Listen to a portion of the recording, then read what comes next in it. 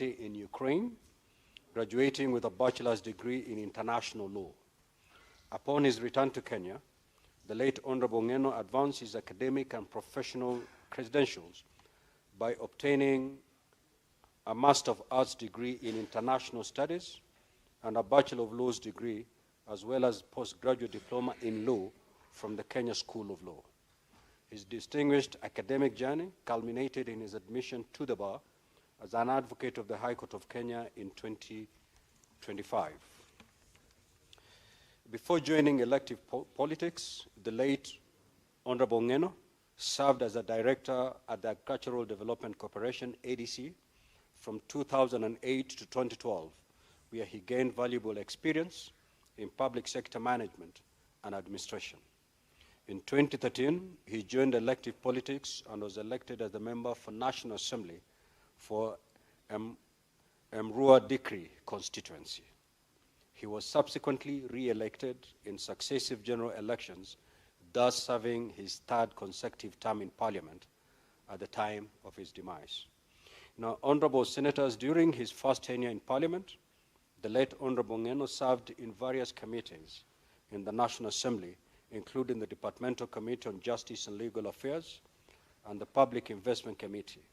In the 12th Parliament, he further served in the Committee of Powers and Privileges, the National Government Constituencies Development Fund Committee, and again in the Departmental Committee of Justice and Legal Affairs. At the time of his passing, the late Honorable Ngeno was serving as the chairperson of the Departmental Committee on Housing, Urban Planning and Public Works, and as a member of the Liaison Committee. He discharged responsibilities with diligence, distinction, and unwavering commitment. One of his major hallmarks in the 13th Parliament was the publication of the Quantity Surveyors Bill 2026, which seeks to provide a legal framework for the training and registration of quantity surveyors and other specified professionals, and to regulate the practice of quantity surveying in Kenya. Now, Honorable Senators, beyond his work within Parliament, the late Honorable Ngeno was committed to improving the lives of the people of Emrua Dikri, particularly in the areas of education, community welfare, and peaceful coexistence. He championed access to education by facilitating the provision of school buses to several institutions and ensuring the timely disbursement of NGCDA bursaries to needy students. The late Honorable Ngeno was also actively involved in promoting peace and social cohesion, often mediating inter-community conflicts and supporting vulnerable families facing hardship in his constituency. He truly appreciated African culture and passionately promoted cultural activities, local talent, and welfare of local artists. He was the founder and patron of the Kalenjin Music Festival, an annual event that has grown into a significant platform for cultural expression. Indeed, it is particularly poignant that the tragic helicopter crash that claimed his life occurred as he was returning from Endebase, where he had graced the 35th anniversary celebration of the music of local artist Kim Kim. In recognition of his astute leadership, contribution to national building, and his role in marshalling legislative business, the late Honorable Ngeno was conferred the honor of Chief of Order of the Burning Spear, CBAs, by His Excellency the President in December 2023. Now, Honorable Senators, the passing of Honorable Johanna Ngeno is a profound loss to the parliamentary fraternity and to the nation at large. We have lost an astute, courageous, and principled legislator who served his constituents and the Republic with dedication and integrity. Our thoughts and prayers are with his family, friends, and the people of Emrua Dikri during this difficult period of mourning. In consultation with the leadership of Parliament, an ad hoc parliamentary funeral planning committee comprising 15 members has been established to coordinate arrangements for a befitting send-off for the late Ngeno and other victims of the tragic crash.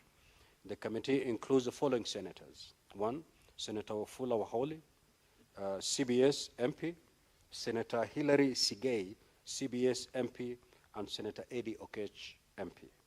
A condolence book has also been opened at the Senate reception, main parliament buildings, to afford honorable senators, members of the National Assembly, and parliamentary staff an opportunity to convey their messages of condolences to the family and to our departed colleague. On behalf of the Senate and my own behalf, I extend heartfelt condolences to the family of the late Honorable Johanna Kipyegon Ngeno, CBS MP, to the residents of Emroa Dikri constituency, and to the families of all those who lost their lives in the tragic accident. Finally, Honorable Senators, in honor of our departed colleague, the late Honorable Johanna Ngeno, and to those who perished alongside him, I request that we all stand and observe a moment of silence.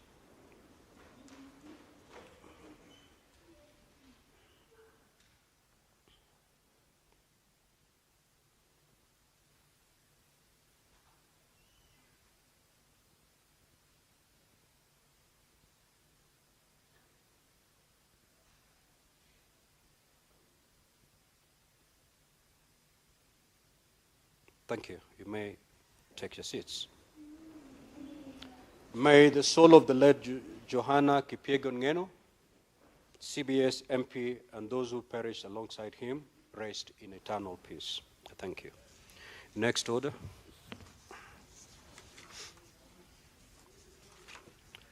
I will allow honorable members to pass their condolences.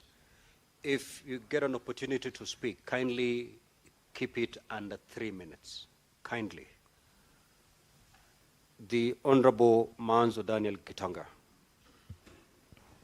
Thank you, Mr. Speaker. Mr. Speaker, I had an opportunity to serve at the National Assembly with our late brother since 2013.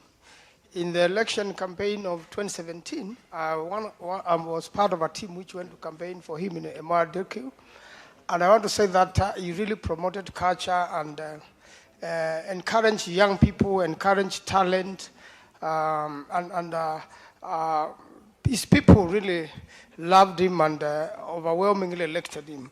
Mr. Speaker, one of the things we remember about him is recently when there were chaos in a piece of land in his constituency, and he went there and confronted police and asked them why they were killing his people. And that's one of the matters he really fought for the land belonging to his people. And Mr. Speaker, we really want to pray that God rest his soul in eternal peace. I thank you, Mr. Speaker. Senator Charankei, Senator Fernandi.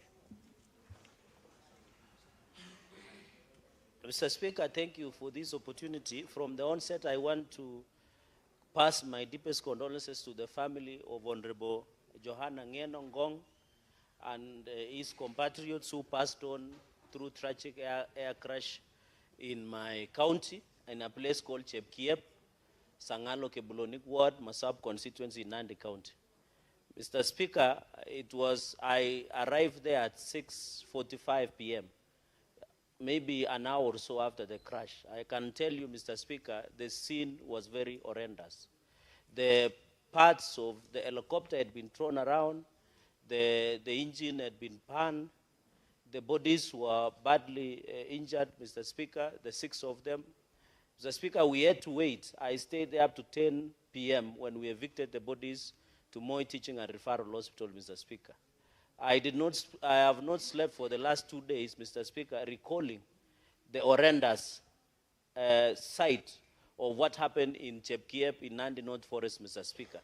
Mr. Speaker, our colleagues really suffered because immediately after making emergency landing, the moment they lifted, within a minute, it crashed. And when it crashed, Mr. Speaker, it uprooted 2 big trees, indigenous, up to the roots level, Mr. Speaker. So the pain that our brother and his compatriots went through is not imaginable, Mr. Speaker. Number 2, Mr. Speaker, I want to apologize to many colleagues, including your office, who called me to find out where I was at that time in moment, because, Mr. Speaker, I could not pick anybody's phone call because we were not sure. I didn't want to receive any phone call because the family had not been notified. The police were yet to arrive, the serious crime unit, which they arrived around 8:39, Mr. Speaker. So I did not have the energy to receive anybody's phone call, including your office, because many people were worried that I was in that chopper. Mr. Speaker, fortunately or unfortunately, I was in that region of Masab where the accident happened, and the mist, you could not see anything. The mist was too much. There is a lot of rain, Mr. Speaker. So, Mr. Speaker, I think Mheshimiwa Ngeno and his 5 compatriots really suffered, and we hope God will give them favor, the grace. Mr. Speaker, I want to appeal to thank young lady called Yukabet Chepto, a trainee nurse from Kendu Bay Adventist, with her mother, who went and tried to look for gloves, and they wanted to assist, Mr. Speaker, one victim who survived for 30 minutes. But because of our poor response in terms of emergency in this country, we could not save 2 young men who were still living by the time the crash site. Mr. Speaker, allow me, with your indulgence, to thank the great people of Chepkiep in Masab sub-county who came in numbers. They didn't fear the fire. They used soil, sand soil, the loam soil to put off. They used trees and twigs until the fire could be put off. If it was not the intervention of the public of Chepkiep, Mr. Speaker, the bodies would have been burned beyond recognition. I think the only honor we can give to Yukabet Chepto and her mother is a state recognition by the government, and I have undertaken myself to support her. I have cleared her school fees spending and also paying for the nursing qualifying exam in 2026, Mr. Speaker, from May. And I hope, with the indulgence of the House, we'll be able to give her a placement. And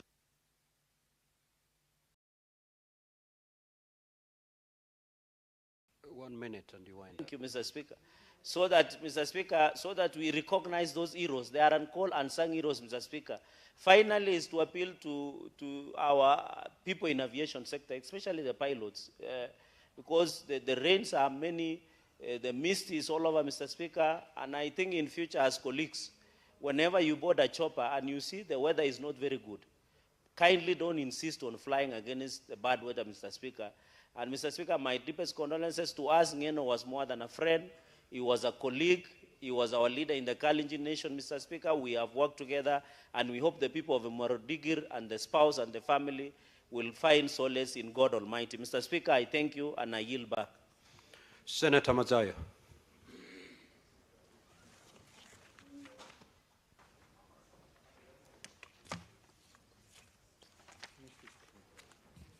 Asante Mstahiki Spika. Mstahiki Spika, kwanza nataka kutoa rambirambi zangu na jamii yote ya Kilifi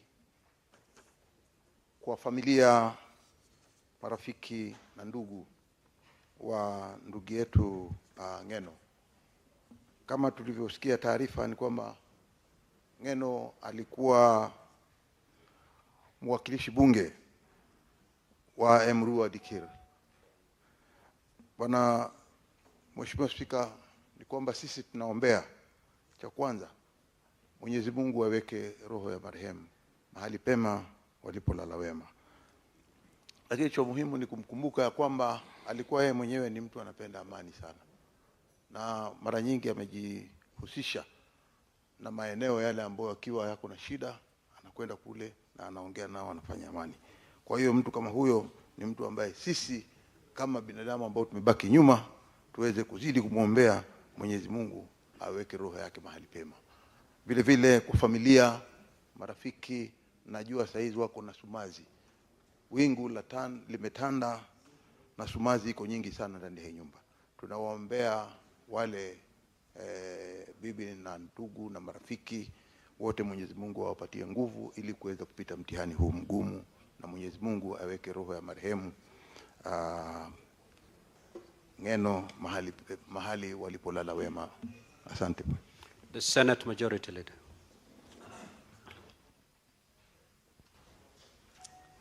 Thank you, Mr. Speaker. Mr. Speaker, I join you on behalf of my colleagues to pass sincere most condolences to the people of Emurua Dikir for losing their leader and a few gallant sons who are with him on the fateful day, as well as the other Kenyans actually who perished on this unfortunate incident. The people of, specifically to Mheshimiwa Ngeno, the people of Emurua Dikir, Mr. Speaker, have lost their Nelson Mandela. This is a man who toiled and fought long and hard until this constituency was eventually carved out of the greater Kilgoris. In fact, those who understand the history of this place fairly well know that Mheshimiwa Ngeno actually won the parliamentary seat back in 2007. But out of the magnanimity of him and those that supported him, and in the interest of cohesion in that particular region, he actually never saw the doors of parliament until 2013. Mr. Speaker, that is great sacrifice by a man who gave out his best to his constituents. It is unfortunate in the way that he has departed. This is a man I knew fairly well, Mr. Speaker. We have been together in this political journey. He has campaigned against me. I have campaigned against him. He has campaigned for me. I have campaigned for him. We have agreed. We have disagreed on certain things. But above it all, Mr. Speaker, is that you cannot fault him in his desire to pursue that which he believed in and that which he believed was right for his own people. And that you can never take away from Mheshimiwa Ngeno. It's unfortunate, Mr. Speaker, that at the prime of his leadership, just when he was beginning to flex his political muscle to move to even greater heights, unfortunately, due to this accident, Mr. Speaker, we have lost him. Mr. Speaker, I want to urge, Mr. Speaker, that given the frequency with which we have seen air accidents in this country, that perhaps it is time as Parliament that we seek to understand the authorities and the agencies that check the quality of the crafts that people use in this country, and, Mr. Speaker, the kind of maintenance regime that is maintained. Because I believe in the last maybe few years, there have been such accidents where many Kenyans have lost their lives. Unfortunately, on many occasions, we never get the final report of actually what happened. Is it something that we need to change? It is about time, Mr. Speaker, that we take a keen interest in that particular space so that we don't lose any other Kenyan to accidents that will easily have been avoided. I knew, Mr. Speaker, the other Kenyans, quite a number of them, actually. Majority Leader, 1 minute to wind up your thoughts. Thank you. Mr. Speaker, I just wanted to pass my condolence to the 4 out of other 6 Kenyans that were in that chopper that I knew personally. Nick, the photographer, is somebody that was known to me. I used to meet him here on the corridors of Parliament. There's a young man called Carlos, who for many years never agreed with Mheshimiwa Ngeno. And they had a handshake, for lack of a better word, just barely a month or 2 ago. And unfortunately, they have perished together, Mr. Speaker, as well as a Captain Were. Captain Were is a person I know so well. I've flown with him before, including just the other Sunday, Mr. Speaker. And it's sad that all these people have perished in this manner. Condolence to their family, to their beloved ones, and to the people that work with them. May God rest their soul in eternal peace. I thank you, Mr. Speaker. Senator Wambua.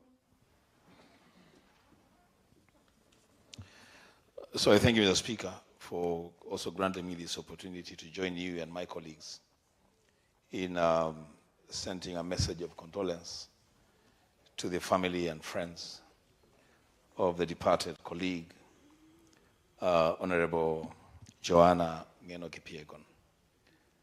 Mr. Speaker, a lot of things have been said about our former colleague, but let me say this, Mr. Speaker, that from where I sit, Joanna Kipyegon is the true embodiment and personification of representation. He's a man who represented his people without fear. All of us, Mr. Speaker, if we don't remember a lot of things, we remember the incident last year when the late Joanna confronted police officers in active engagement. Officers firing at residents, and he confronted them and demanded that they stop killing his people. The Speaker, that is a true personification of representation. The Speaker, I want to say 2 things. One, these air accidents, especially involving helicopters, Mr. Speaker, are becoming too much. far too common.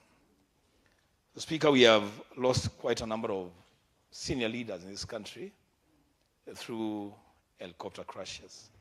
You remember we lost the former Vice President, George Saitoti. Not very long ago, we lost the KDF boss through another helicopter crash. And Mr. Speaker, as the Senator Fokericho has put it, we never quite get to find exactly what happened. You never get to get the final report as to exactly what caused these accidents. Mr. Speaker, can we just insist as an House that we get to know what the problem is, what is happening and what is not happening? Is this something to do with the maintenance of the aircrafts? Is it something to do with the training and refresher courses for the pilots? Or is it just leaders insisting on things being done their way? So, Mr. Speaker, we don't also have a situation where every now and then we have to confront these things about losing people and leaders through helicopter crashes. Mr. Speaker, I want to say on behalf of myself, my family, and on behalf of the people of Kitui County, we condole with the family of Mheshimiwa Johanna. I thank you. Senator Kathuri. Thank you, Honorable Speaker. I also want to take this opportunity to pass my condolence message to the family of the late Honorable Johanna Ng'eno, and also the 5 other friends that were in the ill-fated aircraft. Mr. Speaker, I served with the Honorable Johanna for 10 years in the National Assembly from 2013 to 2022. And Mr. Speaker, I want to recognize this gentleman because he really stood his ground. I remember when we were in the National Assembly, the Honorable Nduale was the majority leader. You know, sometimes they could disagree on many issues since he really supported and believed in what he really meant. So, Mr. Speaker, Emurua Dikir residents have lost Angaranti Sonja, who really protected his community, protected his constituents, worked for them tirelessly, regardless of the people who passed by his side, Mr. Speaker. So, Mr. Speaker, I want to, as my colleagues have said, the Republic of Kenya is actually one of the countries that does really fly or use aircraft. I've been to other countries, but the frequency of the freights or the aircraft that fly leaders in this country is on another level.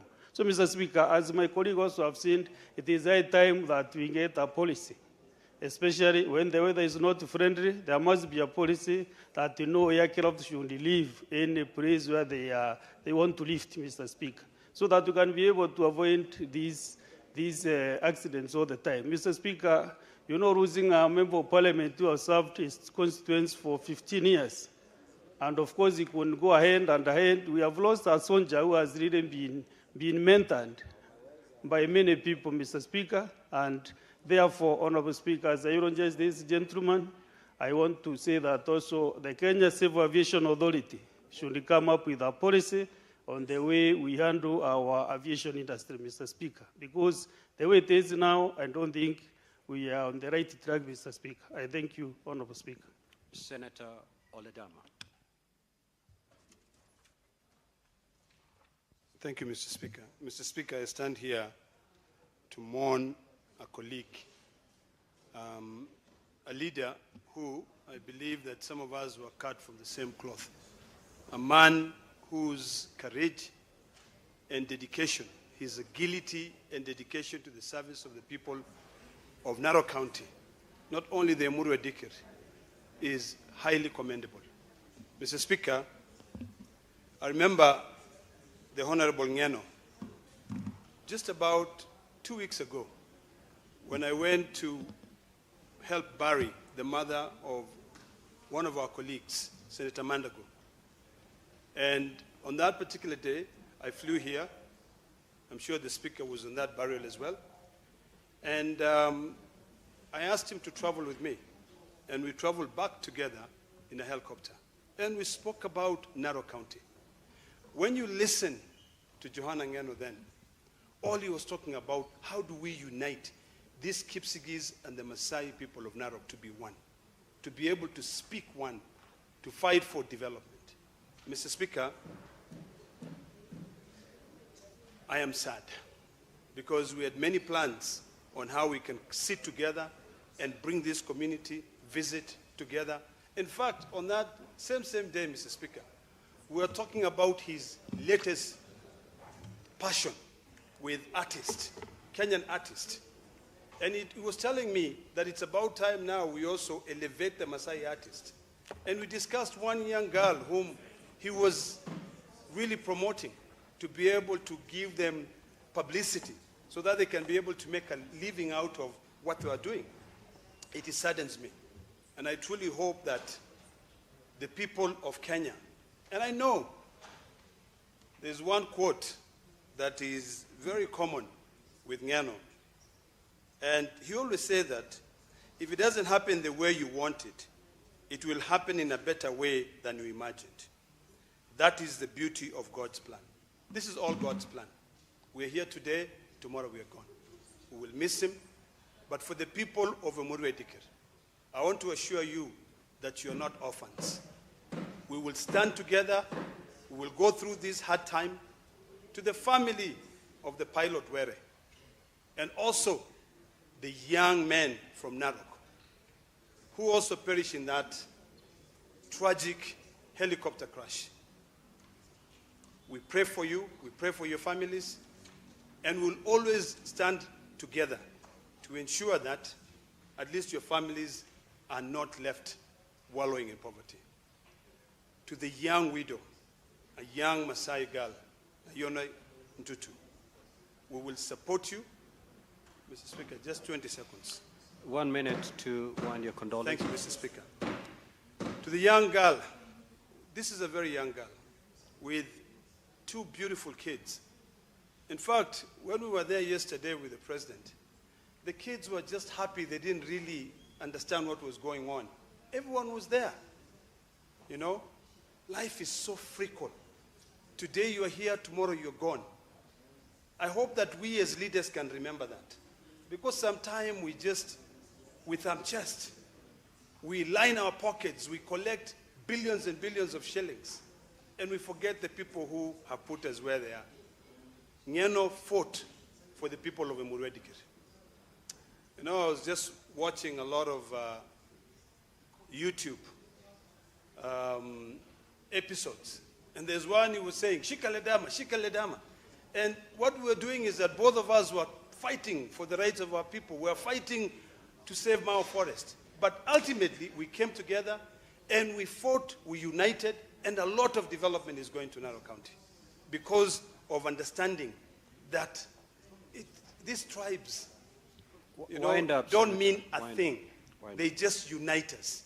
So, Mr. Speaker, I mourn the late Honorable Ngeno, and I want to welcome all of you to Narok this Friday so that we can give him a befitting send-off.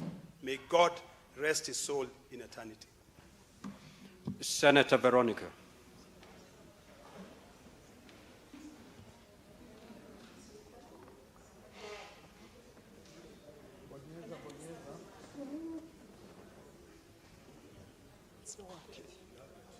Okay. Thank you, Honorable Speaker. On my own behalf, on behalf of my family, and also the people of the Great Murang'a County, I want to offer my deepest condolences to the widow of Honorable Johanna Ngeno, together with her children, her family, their family, the Ngeno family, the Ntutu family, and the great people of Emurua Dikir, and the people of Narok County. Honorable Speaker, it's difficult to talk about Honorable Johanna Ngeno because he's one leader who embodied boldness, courage, and fearless leadership. He made his opinions known, he made his views known, but in a respectable way, though he may have been confused as of a defending or over fighting. I remember as a member of UDA, when we had the nominations, Honorable Speaker, for Narok County, there were lots of conflicts within the Narok County. But he emerged as a leader, and anyone who rallied behind him won their seats, Honorable Speaker. I would describe him as an indefatigable defender of the vulnerable people. And I remember how he fought for the members from his community and members of public who were evicted from Mau Forest. He definitely carried the hopes, aspiration, and the pride of people of Emurua Dikil and Narok at large. And in a big sense, we could say he actually did shape the current leadership of the Narok County. We are deeply saddened by the loss, and it is sad to see the kind of accidents we are having on air, Honorable Speaker, because if we look like it has been analyzed, there have been one too many. And I hope, Honorable Speaker, as we discuss the motion I've brought to the House on road accidents, we will consider also taking this air accident as a subject of heavy discussion so that interventions can be made. We are praying for Mrs. Nayanoin Tutu, together with her children and the entire family. Rest in peace, our dear colleague, our brother. You had a warm, loving heart. And I pray that the legacy that he left will be emulated by other leaders and by his family and the people of Kenya. Thank you, Honorable Speaker. Senator Osot. Thank you, Mr. Speaker. Mr. Speaker, let me also join my colleagues to also pass a message of condolences to the family, friends, and relatives of my good friend Johanna Ngeno. I served in the National Assembly with Johanna Ngeno, and he was a very lovely person. And we used to joke, we used to tease him, being one of the senior bachelors in the House. But Mr. Speaker, later on, he married in a very colorful wedding, which most of us attended. And since then, he has been my friend. And there is one important thing I learned from him, that Ngeno spoke his mind, regardless of which political divide he was in. Whether he's in government side or opposition side, he was fearless. He could speak his mind, and he could protect his people on any issue, even if his bosses have an alternative idea. So we have lost a great leader from the Rift Valley, and I hope God rests his soul in eternal peace. Senator Sek.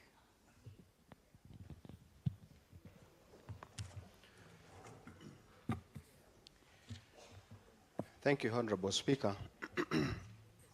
I also take this opportunity to condole to the people of Narok, Emurua Dikir, sub-county, Honorable Speaker, for the demise of Brother John Ngeno, a person whom I found to be a friend to me. He has been a friend to me since 2013, when we managed to be an MP for Emurua Dikir in 2013.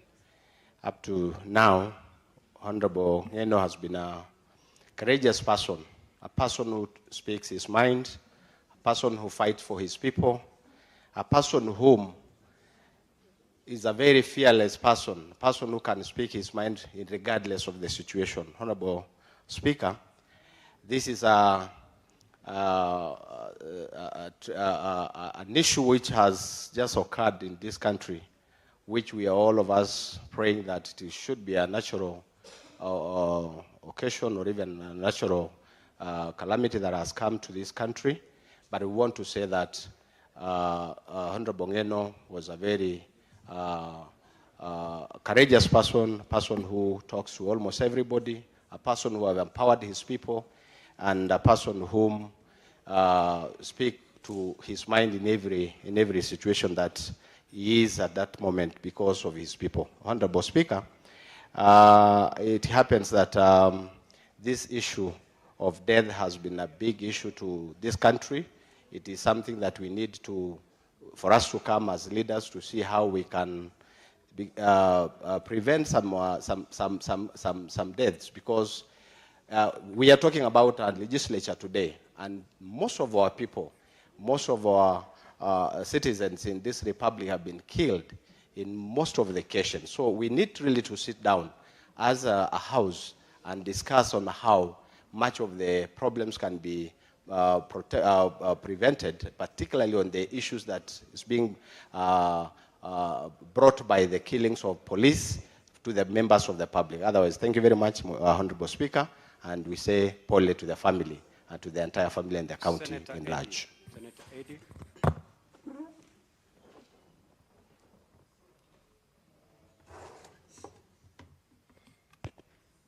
I thank you, Mr. Speaker, for giving me this opportunity as well. I join my colleagues to mourn our colleague, Mheshimiwa Ngeno. Mr. Speaker, you know, when a great leader falls, sometimes we can reflect on accomplishments, but sometimes, for me, it is important that the aspiring, especially that the leader had, the hopes that he had, and the legacy that he leaves behind is more powerful than anything else, Mr. Speaker. I think if there is anything that Johanna Ngeno has reminded us today, is that sometimes we can be obsessed by the idea of power and positions, and sometimes we can be obsessed by the idea of personal merit. But actually, it is also important that we leave a mark in other people's hearts by the service that we leave behind. And therefore, may his towering speech live in eternal life in us, because, Mr. Speaker, this is a man who, as my colleagues have said, fought for his people and died in the course of duty for his people. Because where he was in the course of service, Mr. Speaker. I come from Migori County, where I've seen the conflict between Maasai, Kipsigis, and the Kuria community. Time without number, leave families without homes, leave families without hope, and sometimes leave families without even limbs. People fight and die, and lives are lost there. And I saw how Mheshimiwa Ngeno fought for his people, the same way we are trying to fight for our people in Kuria, Mr. Speaker. And I want just to say sorry to his family, sorry to the people of Emurua Dikir. We stand with him at this tempting time, and we share in the pain and loss. And in the same manner, Mr. Speaker, I must say that we also share in the pain and loss of the family of one Captain George Were. Mr. Speaker, Captain George Were is somebody who I think embodied at the highest level of professionalism, Mr. Speaker. I got the chance to actually fly with him a number of times when we were doing the Azimio campaigns. And Mr. Speaker, this was one man who was always prompt and never took this kind of risks, Mr. Speaker. It's unfortunate that this was the year that he was going to retire, and he had to go in this manner. We pray for his family, and we also pray for the people of Nyakach who have lost a serious professional in the aviation industry. Lastly, Mr. Speaker, I cannot forget to say sorry to the family of the 4 young people whose dreams were cut short in this tragedy, Mr. Speaker. If you look at the profile of these young people, Mr. Speaker, some of them, like Keter, was just getting to start his work as a teacher, Mr. Speaker. I want to say sorry to their families, Mr. Speaker, because when such young lives are lost, dreams are buried with them. And even the dreams of their families, their parents. Senator Eddy, 1 minute to wind up your condolences. Just to summarize that, Mr. Speaker, as a House and as a Senate, we want to say that we take the loss of their lives as young people and their parents just as serious as the loss of Mheshimiwa Ngeno and the captain. We want to say sorry to their families, and I hope that as a House, we can also find ways in which we can also offer support, both morally and materially, to the families of those young lives that were lost in this tragedy, because they also matter. Because without them, they are the unsung heroes that sometimes are not seen behind leaders who exemplify excellence in our communities. They're the people who make these leaders work, they make us feature, and therefore I pray and hope that the nation will stand with their families just as much. Poleni sana, and may God bless them all. Now, honorable senators, I will interrupt that order. We'll come back to it. So for those who are still willing to pass the condolences, you'll have a moment to do so. But allow me to rearrange today's order paper pursuant to Standing Order 45 and proceed to order number 8 all the way to 14. Once we are done with those orders, we will resume the order that is before us now, where honorable senators will have an opportunity to pass your condolences. Clerk, kindly proceed to call those orders. Order number 8, Committee of the Whole. The Cancer Prevention and Control Amendment Bill, National Assembly Bills number 45 of 2022, Division. Order number 9, Committee of the Whole. The Metrology Bill, Senate Bills number 45 of 2023, Division. Order number 10, Committee of the Whole. The Election Offences Amendment number 2 Bill, Senate Bills number 28 of 2024, Division. Order number 11, Committee of the Whole. The Public Finance Management Amendment number 4 Bill, National Assembly Bills number 45 of 2024, Division. Order number 12, Committee of the Whole. The Labor Migration and Management number 2 Bill, Senate Bills number 42 of 2024, Division. Order number 13, Committee of the Whole. The Tobacco Control Amendment Bill, Senate Bills number 35 of 2025, Division. Order number 14, Committee of the Whole. The County Government's Election Laws Amendment Bill, Senate Bills number 2 of 2024, Division. Senator Rice.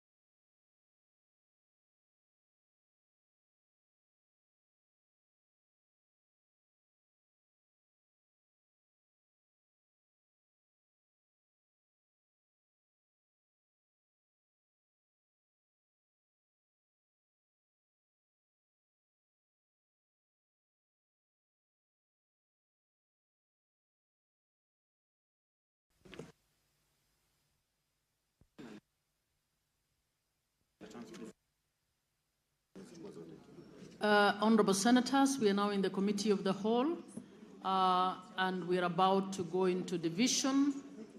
Sergeant at Arms, please ring the bell for 5 minutes.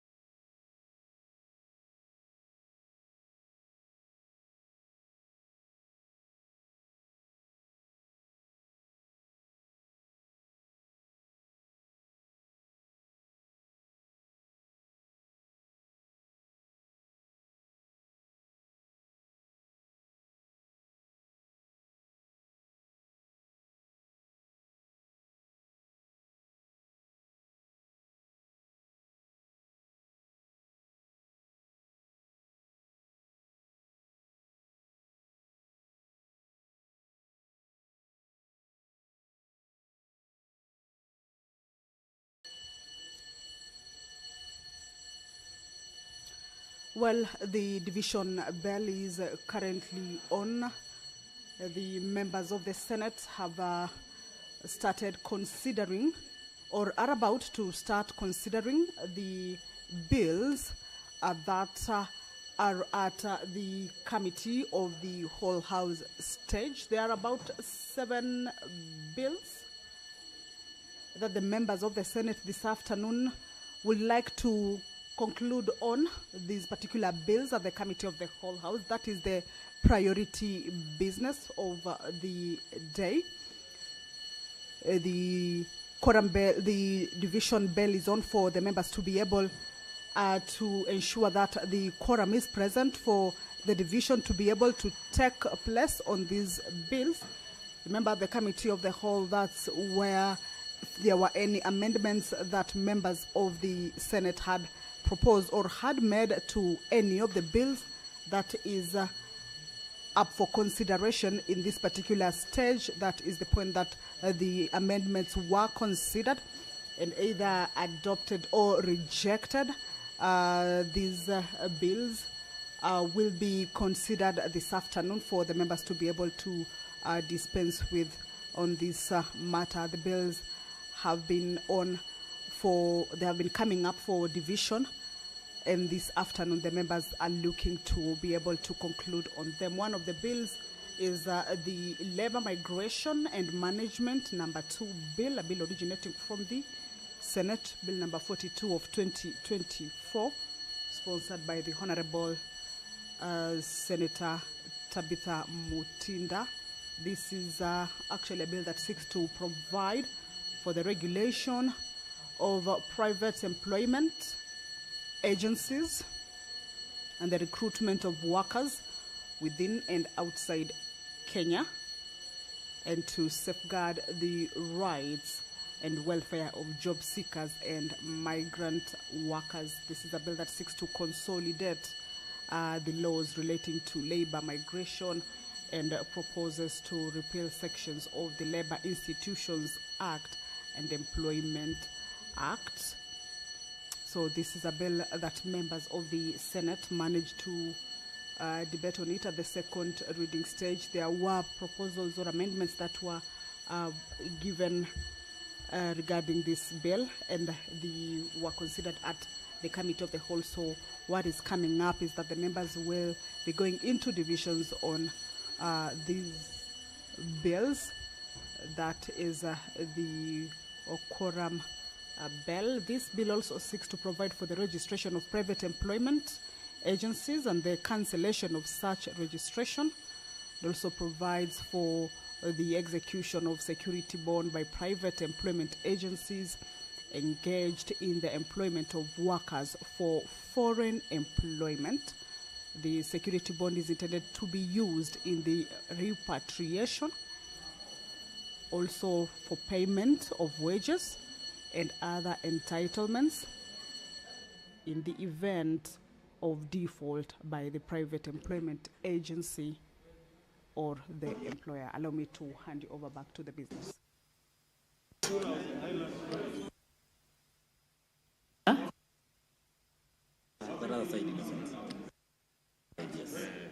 Honorable Senators, we've not attained the requisite quorum delegation.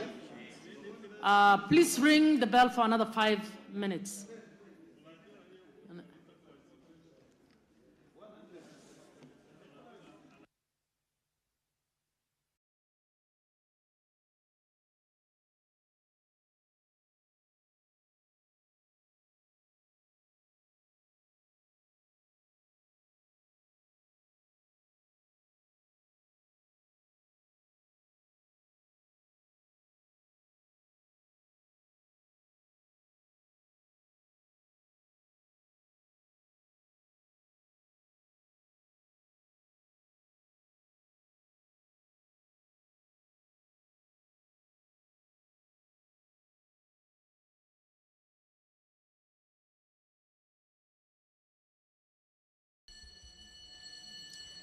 The quorum bell for the division is still on. the House has not corrected yet for it to be able to get into the division stage for the bills that are lined up for consideration at the division stage at the Committee of the Whole. Remember, each of the delegation shall be voting on each of these bills. The quorum needed is 24 for the division to be able to take place. However, it has been indicated that the quorum has not been attained yet, and therefore a further 5-minute quorum bell be on. This is, of course, to be able to alert members of the Senate that the process of division is yet to commence, owing to the quorum hitch, and that their presence inside the chamber is highly needed for the House to correct and proceed with that particular matter. Remember, these are bills that have been considered already at the Committee of the Whole after being debated at the second reading stage. And that means that this is a point that the bill need to move on to the next stage if it will be voted for at the Committee of the Whole. The next stage will be the third reading. So the bills cannot move on to the next stage until this particular stage is over and done with. So the priority business for the members of the Senate this afternoon has been to be able to dispense with these bills at the Committee of the Whole at the division stage. So the bell is just to ensure that that particular standing order is adhered to regarding the quorum that is needed for the division to be able to take place, at least 24 senators, and each of them shall be voting on the bills to be able to ensure that the House has the required votes for the bill either to move on to the next stage or not, or for any considerations regarding the bills to be able to move on to the next stage. So that is what is currently happening. We shall be waiting to understand or hear from the chair whether that quorum has been attained for it to be able to move on to that particular stage. This is as provided for in the House Standing Order 83 on county delegations.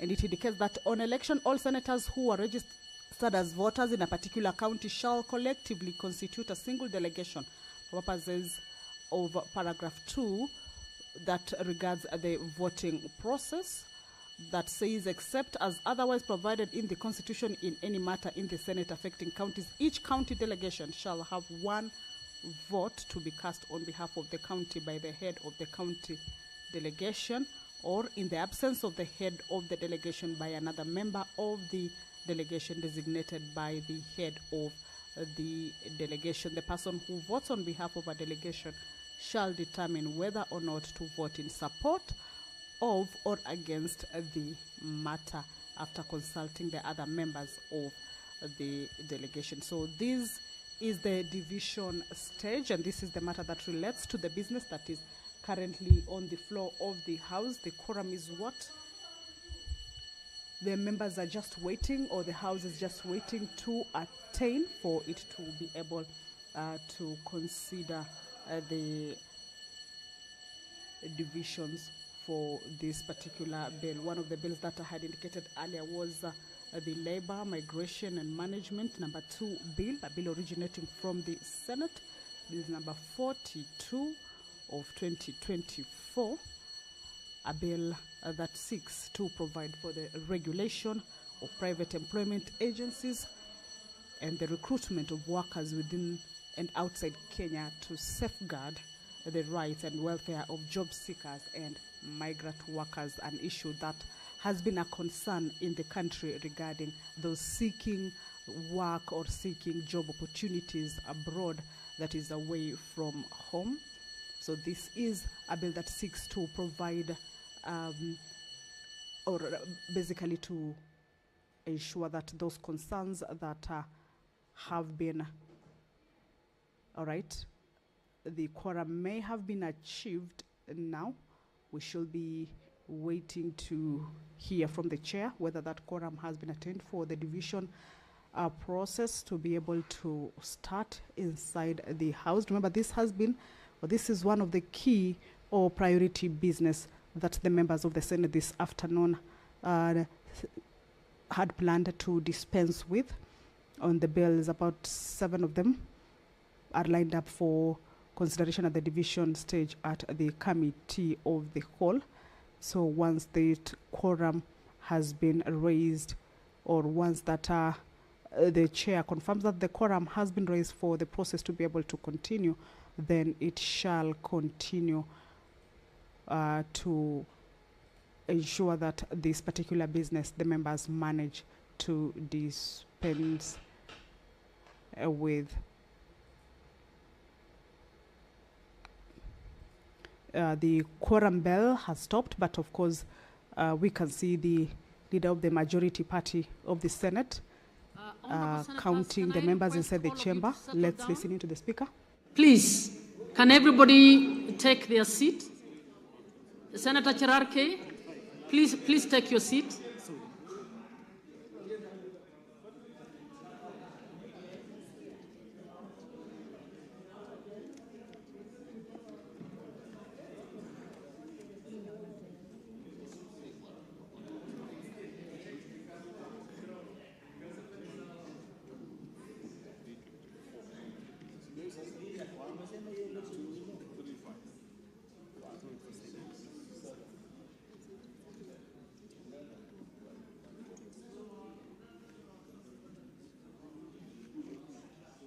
Are you okay?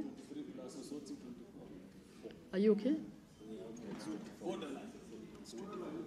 Okay, honorable senators, if you settle down, we will go through this very fast.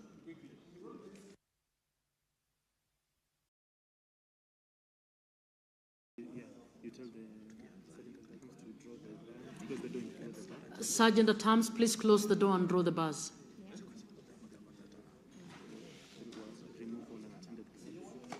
And please remove all unattended cards.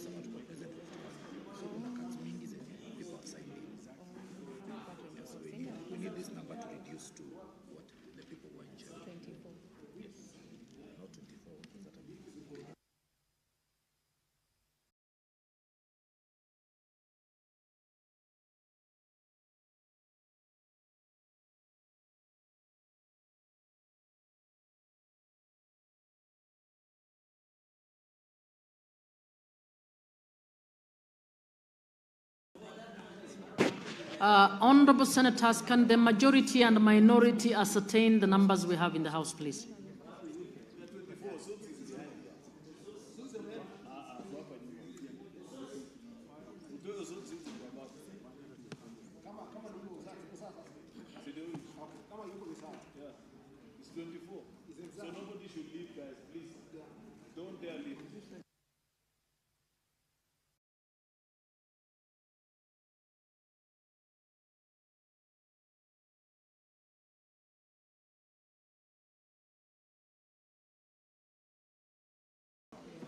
Honorable senators, we are in the Committee of the Whole to consider the Cancer Prevention and Control Amendment Bill, National Assembly Bills number 45 of 2022, considering His Excellency the President's recommendations.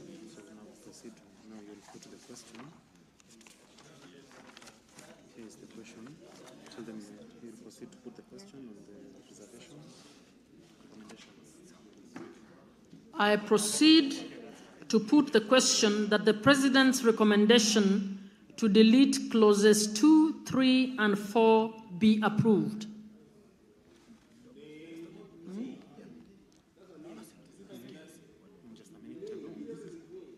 So what do I do?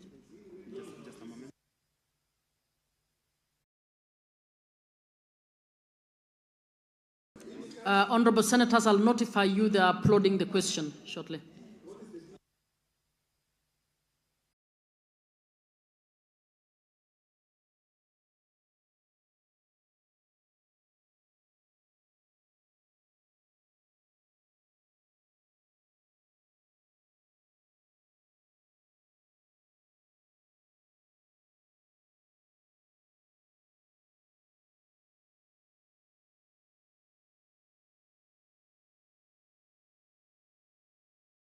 Honorable Senators, I wish to bring to your attention that this is a presidential recommendation.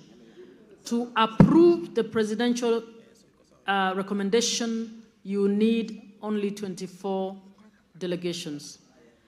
To reject the president's recommendations, you need 2/3, which is 32 delegations.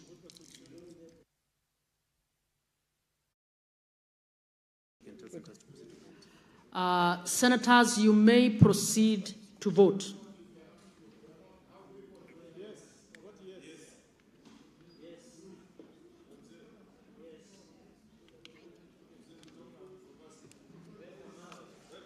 The next one. As we are preparing.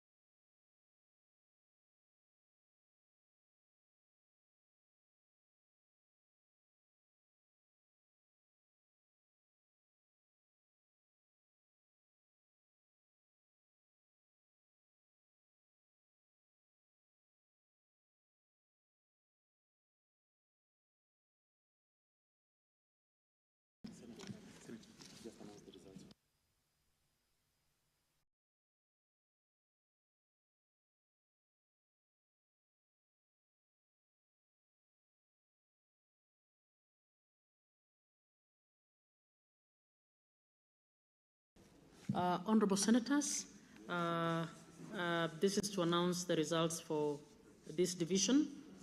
The ayes, 24, the nays, 1, the ayes have it.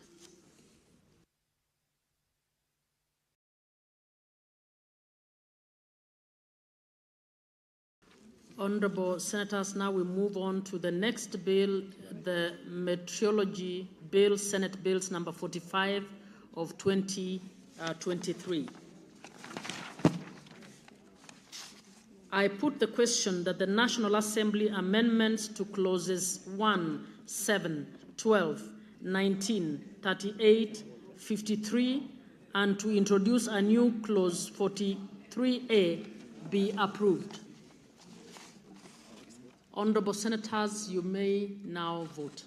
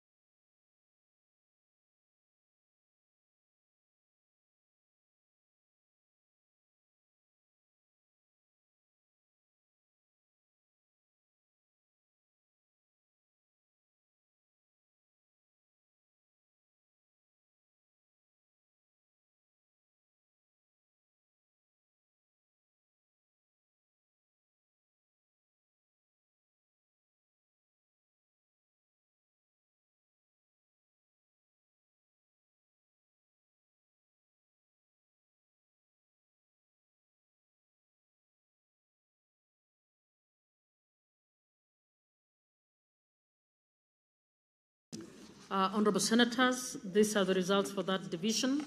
The ayes, 24, the nays, 1, the ayes have it.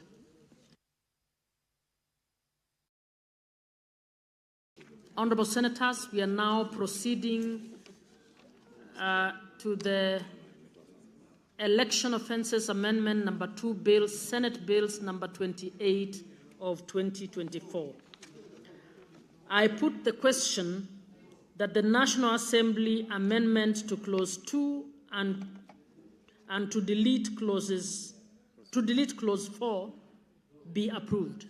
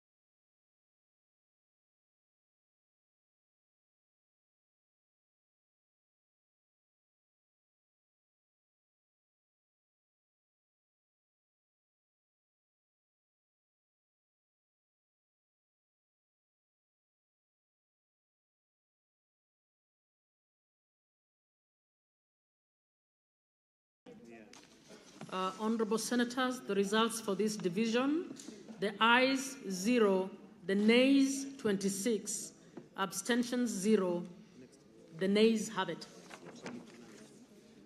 Next. Next is which one? Public finance. Public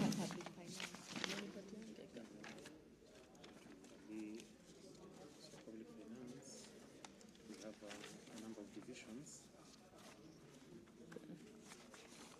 Will vote.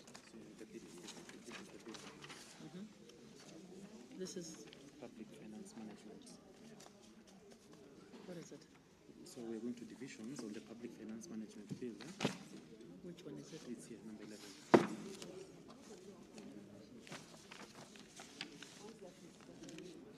11. Honorable Senators, we now move on to the Public Finance Management Amendment number 4, Bill, National Assembly Bills number 45 of 2024. Please, can I?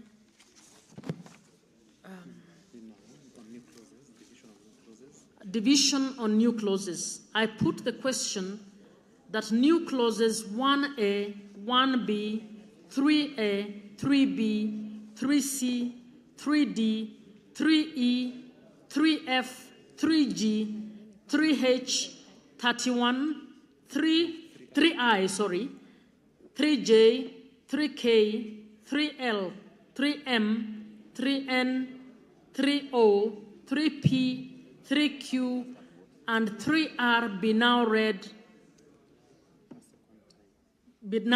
a second time. I put the question, no.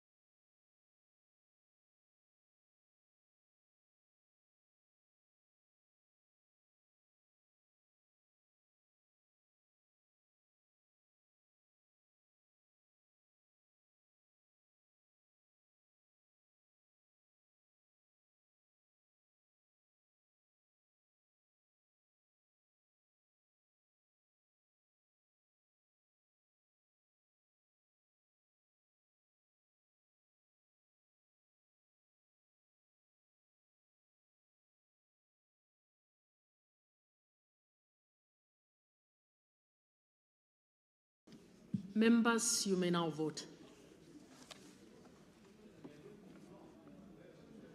Huh?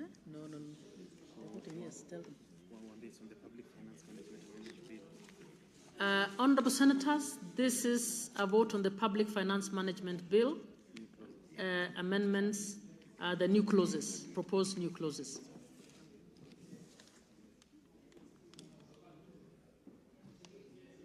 It's yes.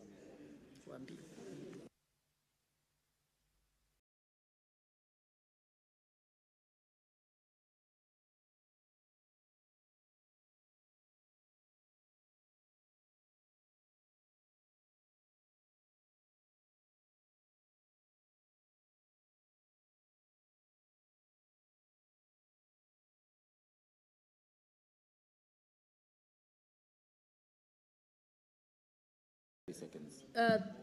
There are senators who have not voted. Please vote. It's okay. We'll call them to the table. Can we call them? Who are those?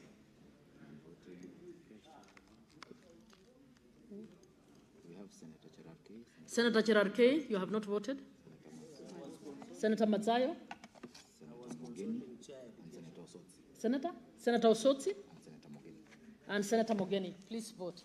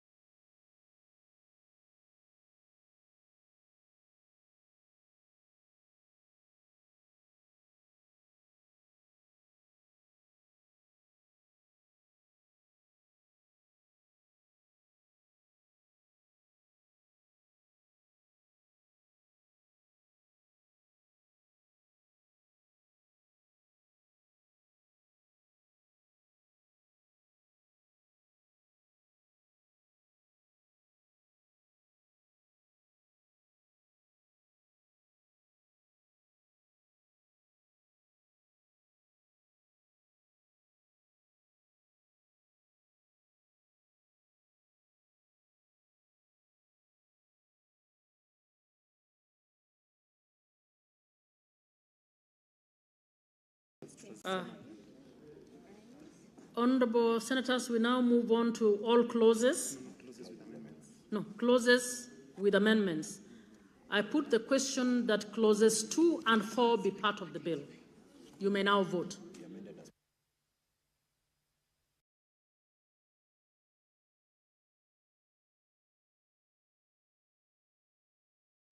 I put the question that clauses 2 and 4 be amended as proposed.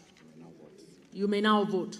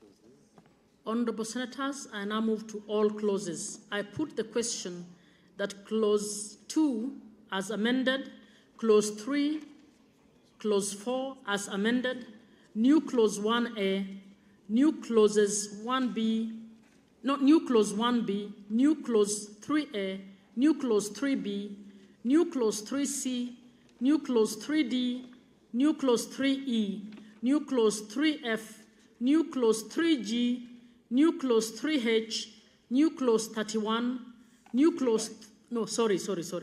New Clause 3I, new Clause 3J, new Clause 3K, new Clause 3L, new Clause 3M, new Clause 3N, new Clause 3O, new Clause 3P, new Clause 3Q, new Clause 3R, the title and Clause 1 be part of the bill. You may now vote.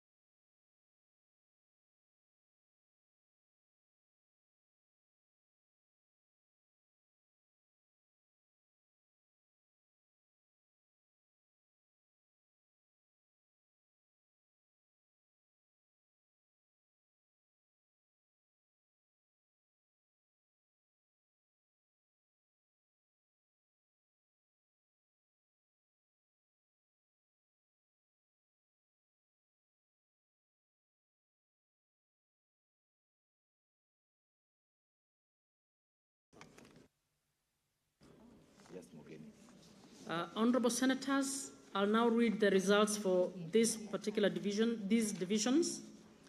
On the first division, the ayes 25, the nays 0, abstentions 0. The ayes have it. On the second division, the ayes 25, the nays 0, abstentions 0. The ayes have it. On the third division, the ayes 25, the nays 0, the abstentions 0. The ayes have it.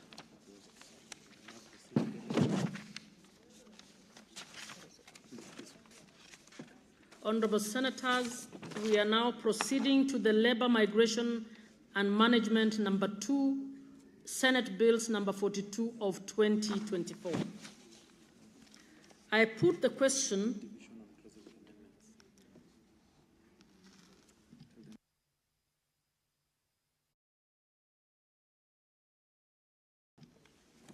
now we move to division on clauses with amendments. I put the question that clauses 18, 19, 20, 26, 43, and 49 be amended as proposed. You may now vote.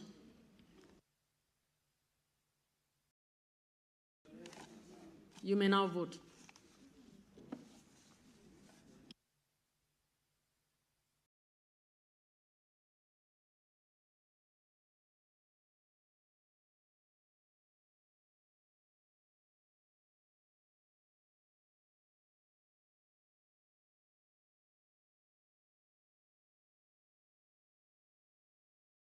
Honorable Senators, please vote.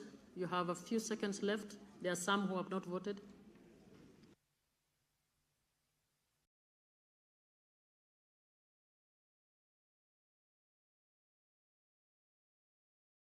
There is a senator who has not voted. Just cross-check. Senator Professor, have you voted?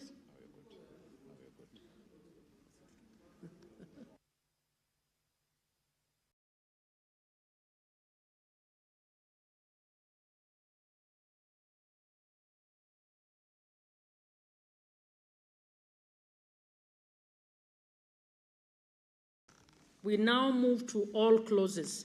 I put the question that clauses 3, 4, 5, 6, 7, 8, 9, 10, 11, 12, 13, 14, 15, 16, 17, 18 as amended, 19 as amended, 20 as amended, 21, 22, 23, 24, 25, 26 as amended, 27, 28, 29, 30, 31, 32, 33, 34, 35, 36, 37, 38, 39, 40, 41, 42, 43 as amended, 44, 45, 46, 47, 48, 49 as amended, 50, 51, the schedule, clause 2, the title and clause 1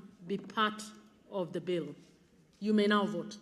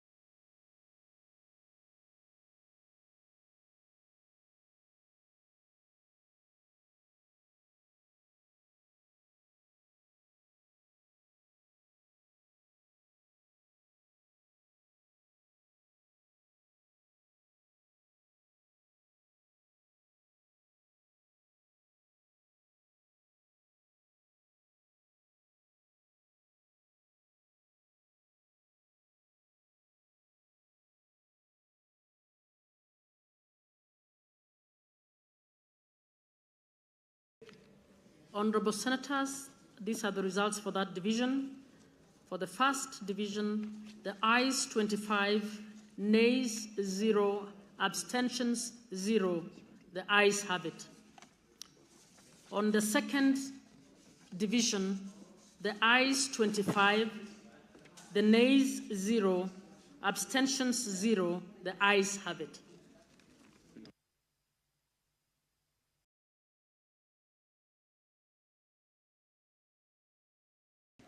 Honorable Senators, we now proceed to the Tobacco Control Amendment Bill, Senate Bills number 35 of 2024. Division on new clauses. I put the question that new clauses 1A, 2A, 3A, 5A, 6A, 8A, 12A, 16A, 18 be now read a second time.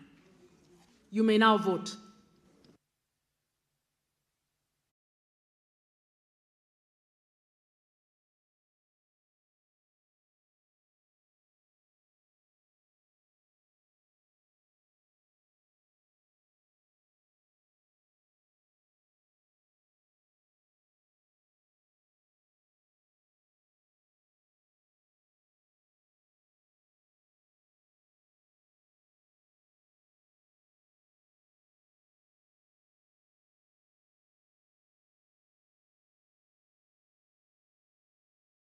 One person has not voted. Mundigi, umepiga? Prof, have you called? Have you voted? Hasn't?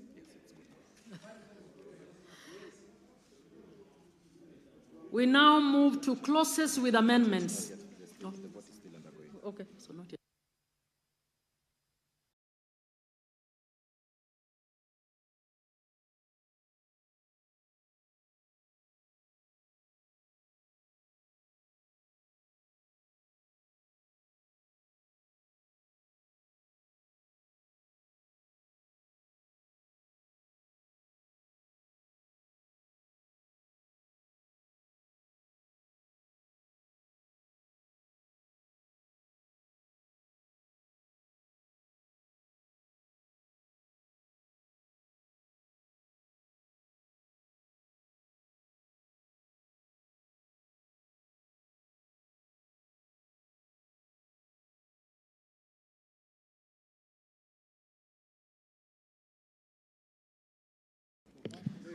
We now move to clauses with amendments. I put the question that clauses 3, 4, 5, no, 3, 4, 6, 3,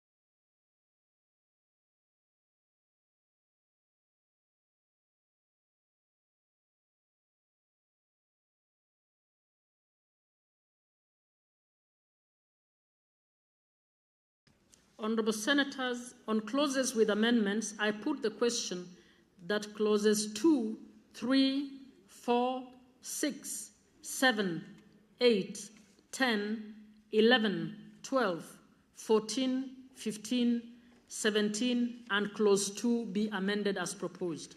You may now vote.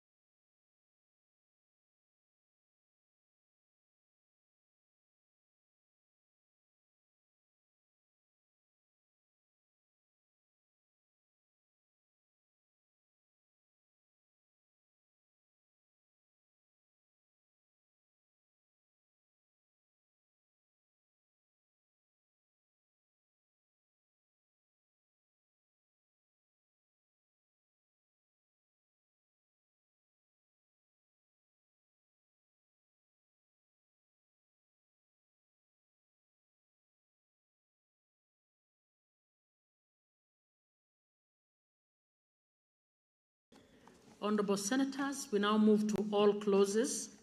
I put the question that clause 3 as amended, clause 4 as amended, clause 5, clause 6 as amended, clause 7 as amended, clause 8 as amended, clause 9, clause 10 as amended, clause 11 as amended, clause 12 as amended, clause 13, clause 14 as amended, clause 15 as amended, clause 16, clause 17 as amended, new clause 2A, new clause 3A, new clause 5A, new clause 6A, new clause 8A, new clause 12A, new clause 16A, new clause 18, clause 2 as amended, clause 1A, is that new clause? New clause 1A, the title, and clause 1 be part of the bill. You may now vote.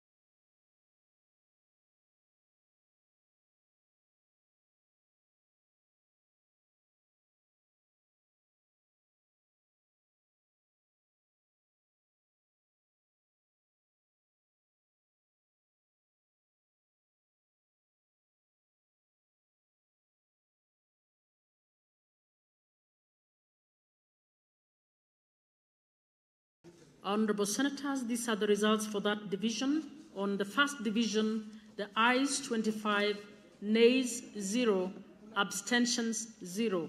The ayes have it. On the second division, the ayes 25, the nays 0, the abstentions 0. The ayes have it. On the third division, the ayes 25, the nays 0, the abstentions 0. The ayes have it. We now proceed to the County Government's Election Laws Amendment Bill, Senate Bills number 2 of 2024. Division on clauses with amendments.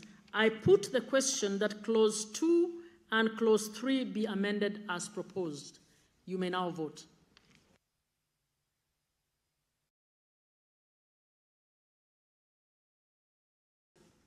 The County Government's Elections Laws Amendment Bill, Senate Bills number 2 of 2024.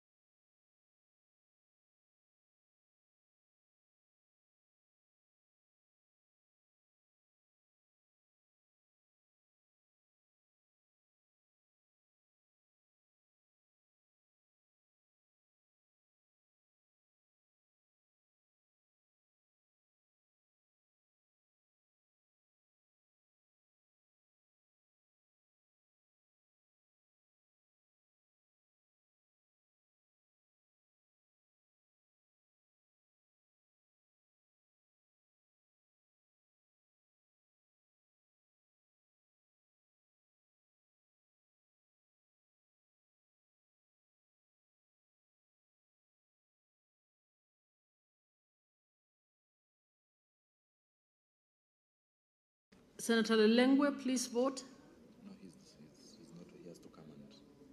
He has to come. Senator Lelengwe, can you approach the chair, please?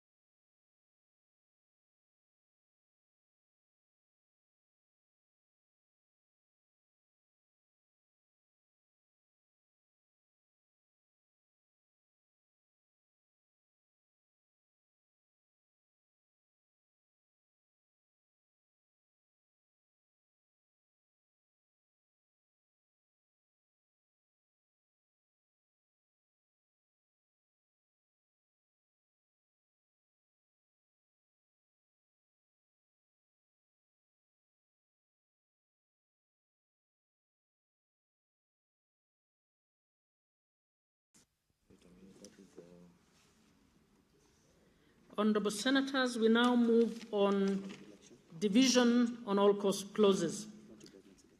I put the question that clause 2 as amended, clause 3 as amended, the title and clause 1 be part of the bill. You may now vote.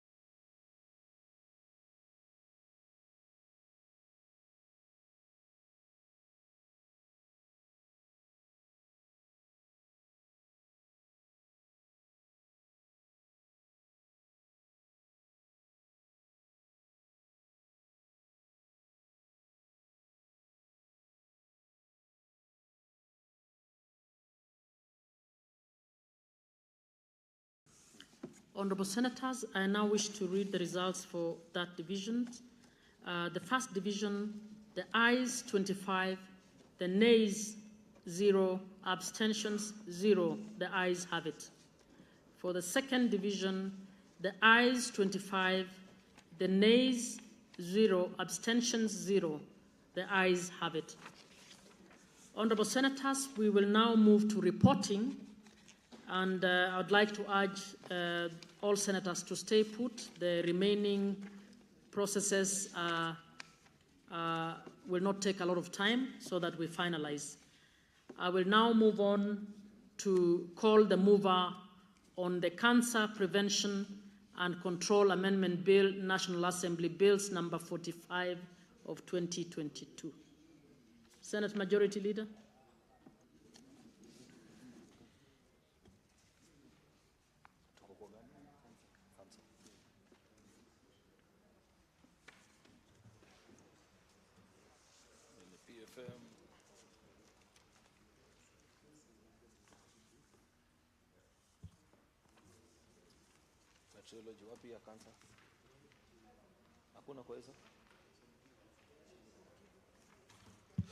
Honorable Chairperson, I beg to move that the committee do report to the Senate its consideration of the President's memorandum on the Cancer Prevention and Control Amendment Bill number 45 and its approval of the recommendations on clauses 2, 3, and 4 thereof.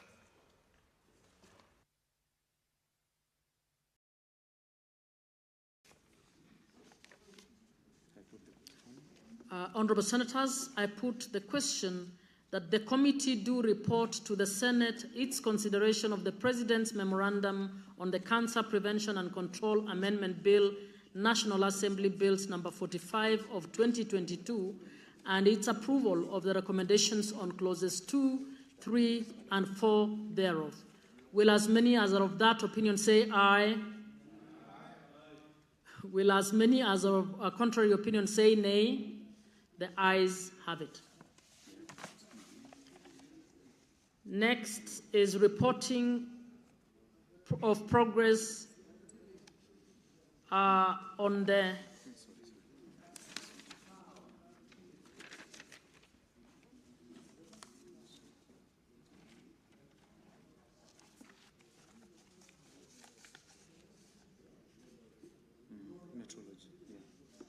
reporting on the Metrology Bill, Senate Bills number 45 of 2023. Mover? Mr. Mover? Honorable Chairperson, I do beg to report to move that the committee do report to the Senate its consideration of the National Assembly amendments to the Metrology Bill, Senate Bills number 45 of 2023, and its approval thereof with amendments. Honorable Senators, I put the question that the committee do report to the Senate its consideration of the National Assembly amendments to the Metrology Bill, Senate Bills number 45 of 2023, and its approval thereof. Will as many as are of that opinion say aye?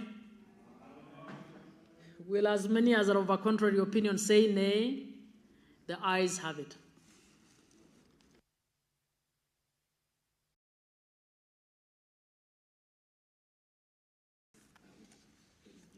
We now report on the election offences amendment number 2 bill, Senate Bills number 28 of 2024. Mover?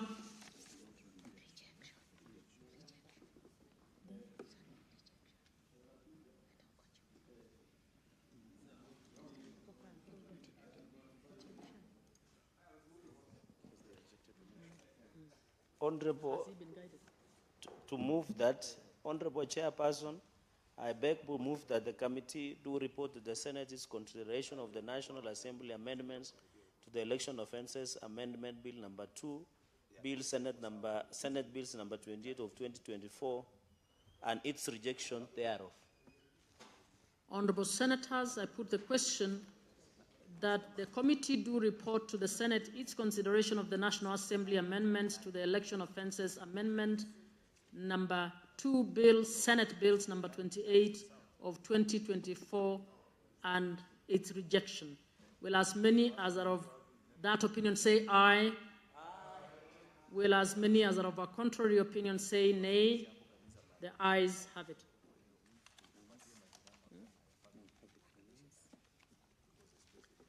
We now move to reporting on the Public Finance Management Amendment number 4, Bill, National Assembly Bills number 45 of 2024. Mover? Honorable Chairperson, I beg to move that the committee do report to the Senate its consideration of the PFM Amendment number 4 Bill, National Assembly Bill number 45 of 2024, and its approval thereof with amendments.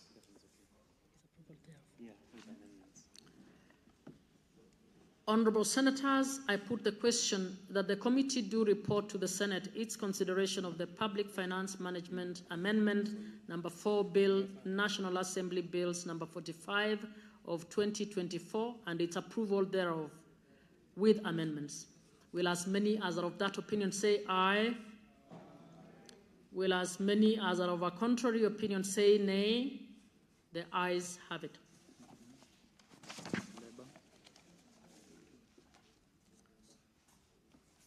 We now move to the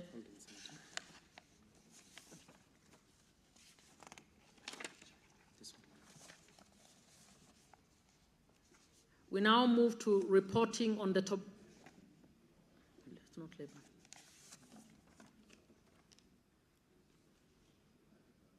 The labor. Where's the labor?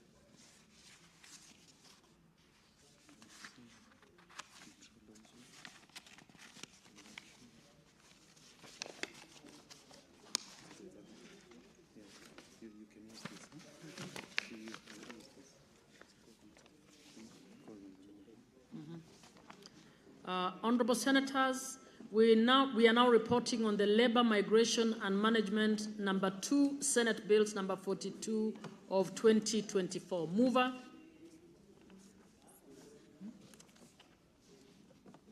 Honorable Chairperson, I beg to move that the committee do report to the Senate its consideration of the Labor, Migration and Management Bill, Senate Bill number 42 of 2024, and its approval thereof with amendments.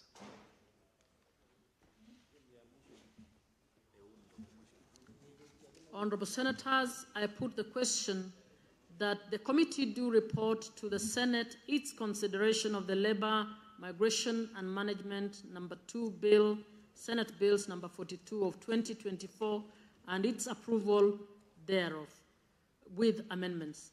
Will as many as are of that opinion say aye? Will as many as are of a contrary opinion say nay? The ayes have it.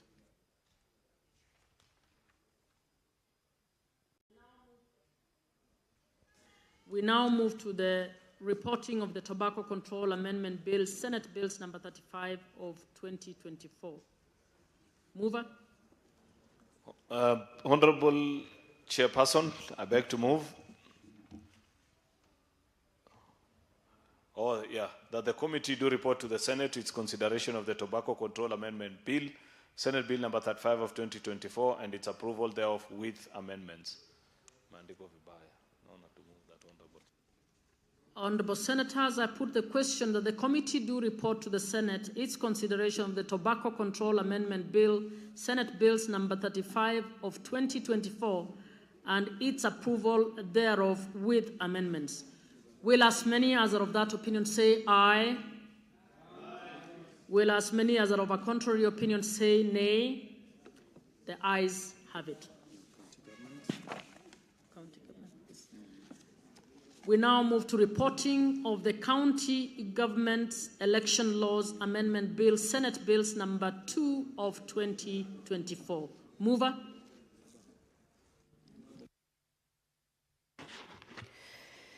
Thank you very much, Chairperson. I beg to move that the committee do report to the Senate its consideration of the County Government Election Laws Amendment Bill, Senate Bill number 2 of 2024, and its approval thereof with amendments. Honorable Senators, I put the question that the committee do report to the Senate its consideration of the County Amendments Election Laws Amendment Bill, Senate Bills number 2 of 2024, and its approval thereof with amendments. Will as many as are of that opinion say aye? Will as many as are of a contrary opinion say nay? The ayes have it. Honorable Senators, Mr. Speaker.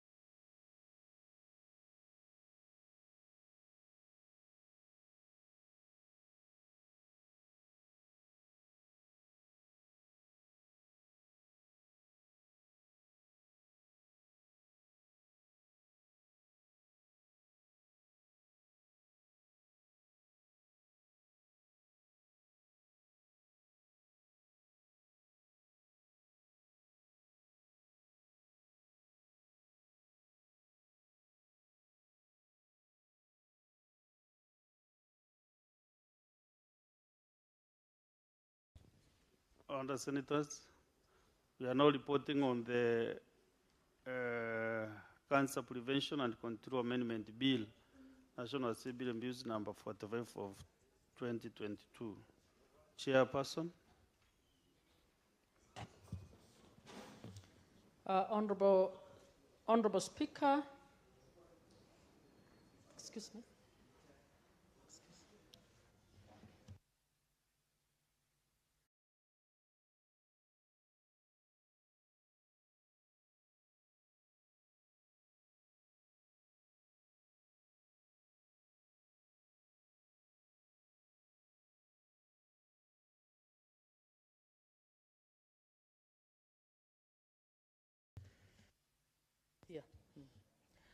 Honorable Speaker, I beg to report that the Committee of the Whole has considered the President's Memorandum on the Cancer Prevention and Control Amendment Bill, National Assembly number 45 of 2022, and approved the recommendation on clauses 2, 3, and 4. Very well. Mover.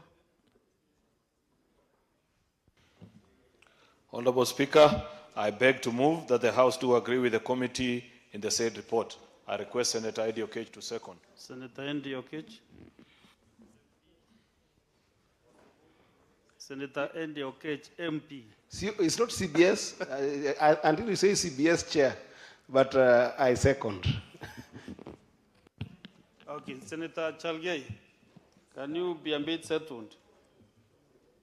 Honorable Senators, I propose the question that the House do agree with the committee in the said report. I put the question that the House do agree with the committee in the said report. As many as of the similar opinion say aye. Aye. As those of the contrary opinion say nay. The ayes have it. So, Honorable Senators, we have now concluded the consideration of the President's Memorandum on the Cancer Prevention and Control Amendment Bill, National Assembly Bills number 45 of 2022, and approved the recommendations on clauses 2, 3, and 4.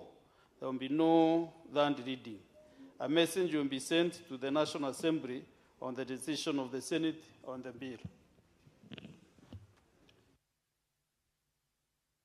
Next. Chairperson, we are now reporting on the bill of the Committee of the Whole on the Meteorology Bill, Senate Bills number 45 of 2023. Honorable Speaker, I beg to report that the Committee of the Whole has considered the National Assembly amendments to the Meteorology Bill, Senate Bills number 45 of 2023, and its approval thereof with amendments. Mover. Honorable Speaker, I beg to move that the House do agree with the committee on the said report. I request Senator Eddie Okech to second. Senator Eddie Okech. Chair, I second. Honorable Senators, I propose the question that the House do agree with the committee in the said report. I put the question that the House do agree with the committee on the said report. As many as of the similar opinion say aye. Aye. As those of the contrary opinion say nay. The ayes have it. Therefore, Honorable Senators, we have now concluded the consideration of the National Assembly amendments to the Meteorology Bill, Senate Bills number 45 of 2023, and approved the amendments to clauses 1, 7, 12, 19, 38, 53, and the introduction of a new clause 43A. There will be no land reading. Consequently, the bill will be referred to His Excellency the President for assent. Thank you. Next is, we are reporting now on the bill by the Committee of the Whole, the Election Offences Amendment number 2 bill, Senate Bills number 28 of 2024. Honorable Speaker, I beg to report that the Committee of the Whole has considered and rejected the National Assembly amendments to the Election Offences Amendment number 2 bill, Senate Bills number 28 of 2024. Mover? Okay. I beg to move that the House do agree with the committee in the said report. I request Senator Eddie Okech to second. Senator Eddie Okech. Chair, I second. I propose the question that the House do agree with the committee in the same report. I put the question that the House do agree with the committee in the same report. As many as of the similar opinion say aye. As those of the contrary opinion say nay, the ayes have it. Honorable Senators, we have now concluded the consideration of the National Assembly amendments to the election offences, amendment number 2 bill, Senate Bills number 28 of 2024, and rejecting the National Assembly amendments. The bill will be referred to amendation committee.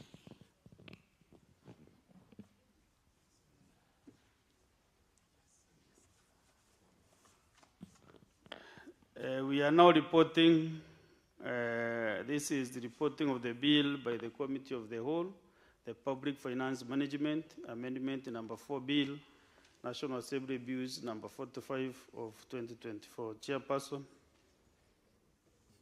Honorable Speaker, I beg to report that the Committee of the Whole has considered the Public Finance Management Amendment number 4 Bill, National Assembly Bills number 45 of 2024, and its approval thereof with amendments. The mover. Speaker, I beg to move that the House do agree with the committee on the said report. I request the Senator for Kisumu, Professor Tom Ojienda, to second. Senator Professor Tom Ojienda. Thank you, Mr. Speaker. I second. So, Honorable Senators, I propose the question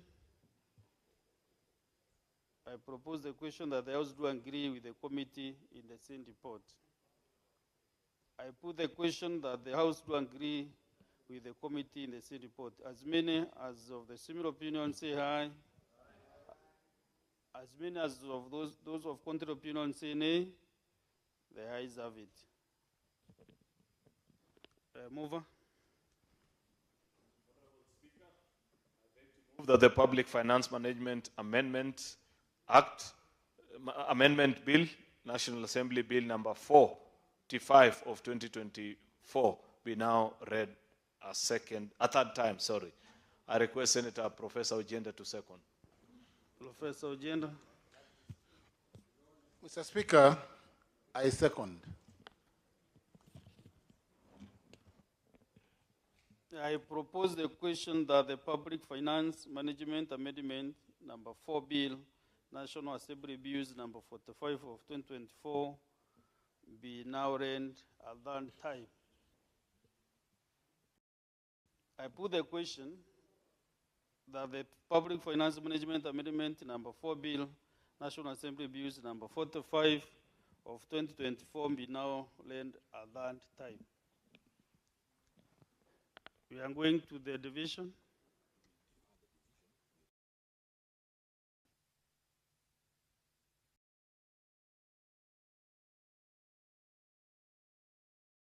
Okay. Very well, let us finish on the reporting and then we'll vote thereafter together.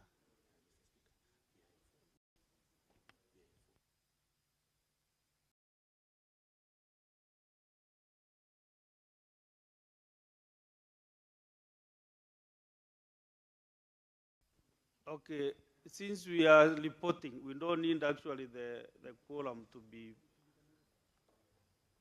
present, but therefore now you can open the door and withdraw the bus. But please don't move out. There is a reason why I've done that. I wanted to accommodate more senators who are out there to come in. Please don't go. Ngoja tumalize. Abdul, please.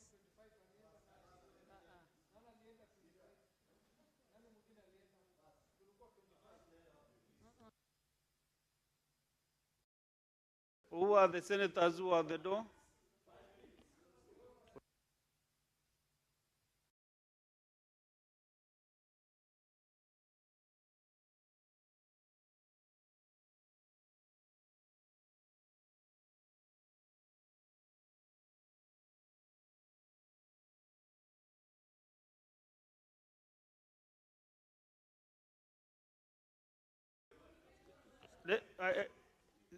Senator Abdul and Senator Dulo, kindly just give us 5 minutes.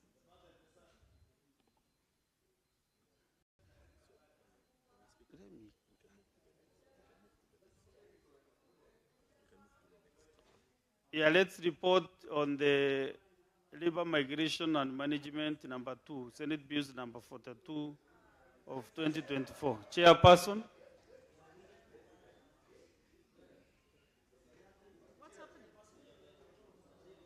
Labor migration.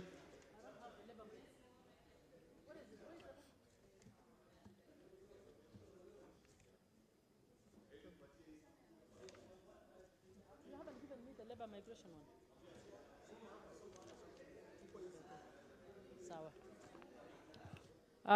Honorable Speaker, I beg to report that the Committee of the Whole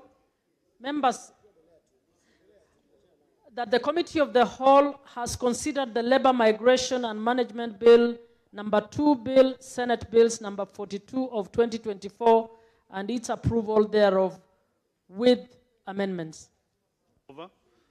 Honorable Speaker, I beg to move that the labor migration and apologies. Honorable Speaker, I beg to move that the House do agree with the committee on the said report. I request Senator Ediokech to second.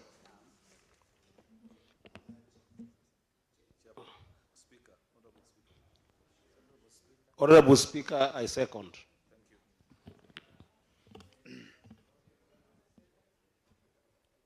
I propose a question that the House do agree with the committee in the Senate report.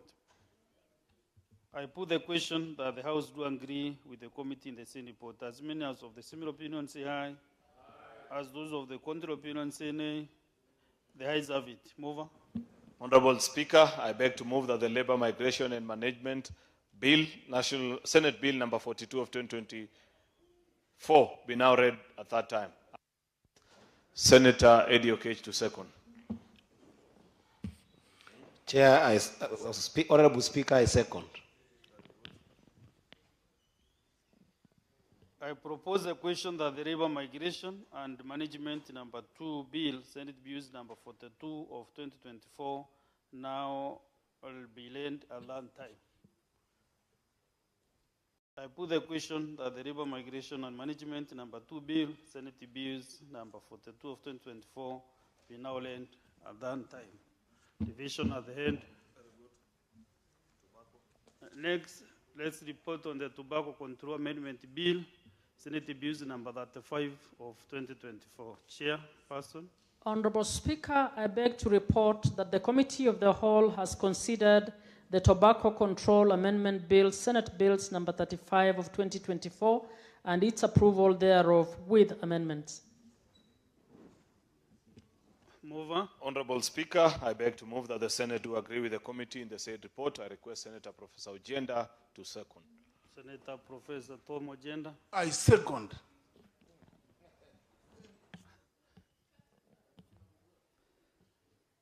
Therefore, I propose a question that the Senate do agree with the committee in the same report. I put the question that the Senate do agree with the committee in the same report. As many as of the similar opinion say aye. As those of the contrary opinion say nay, the ayes have it. Mover.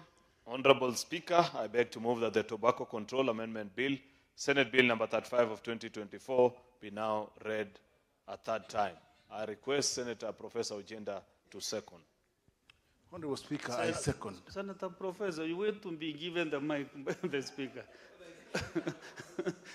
Senator Professor Tom Ojenda. Thank you, Mr. Speaker. Mr. Speaker, I second. I propose the question that the Tobacco Control Amendment Bill, Senate Bills number 35 of 2024, be now read at that time. I put the question that the Tobacco Control Amendment Bill, Senate Bills number 35 of 2024, be now read at that time. Division at the end. This is the last reporting on the County Government's Election Laws Amendment Bill, Senate Bills number 2 of 2024. Chairperson. Honorable Speaker, I beg to report that the Committee of the Whole has considered the County Government's Election Laws Amendment Bill, Senate Bills number 2 of 2024, and its approval thereof with amendments. Very well, mover. Thank you, Speaker. I beg to move that the Senate do agree with the committee on the said report. Can you propose a seconder? And I request Senator Beatrice Ogola to second.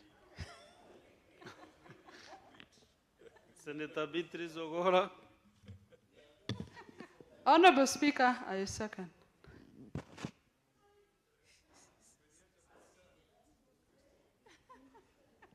I propose the question that the House do agree with the committee in the same report. I put the question that the House do agree with the committee in the same report. As many as of similar opinion say aye. As many as of the contrary opinion say nay. The ayes have it. Mover. Honorable Speaker, I beg to move that the County Government's Election Laws Amendment Bill, Senate Bill number 2 of 2024, be now read a third time. Still Senator Beatrice Ogola seconding? Yes. Or you have changed your mind? No, Senator Kajwang? No. I would like the honor to go to my colleague, Beatrice Ogola. Thank you. Okay, Senator Beatrice. Honorable Speaker, I second.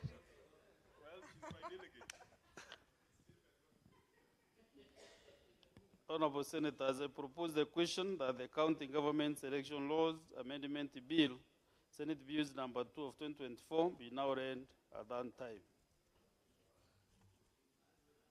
I put the question that the County Government's Election Laws Amendment Bill, Senate Bills number 2 of 2024, be now read at that time. So now, Honorable Senators, we are going to the 4 divisions. So, you calling the quorum bill for 1 minute.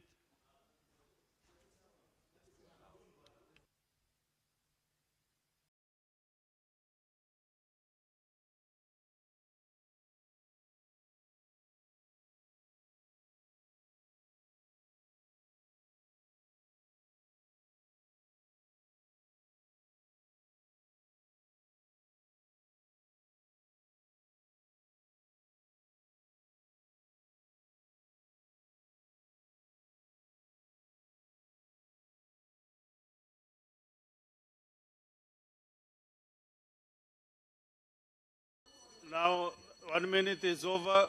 You close the doors and withdraw the bus. Close the doors and no senator should leave the chamber.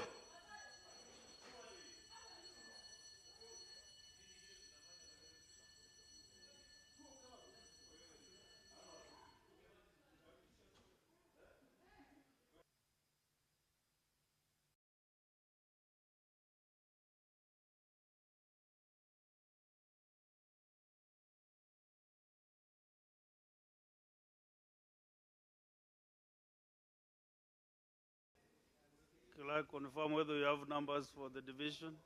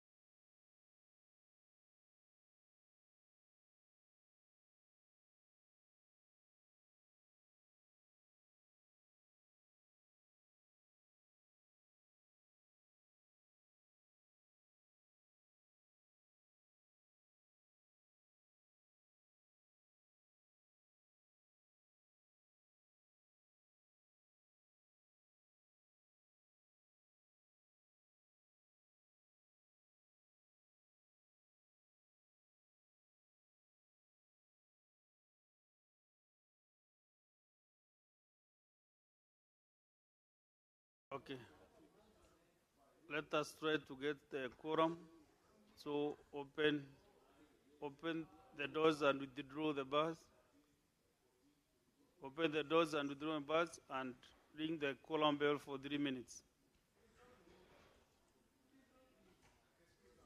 I request honorable senators, let us just finish up this small business before us.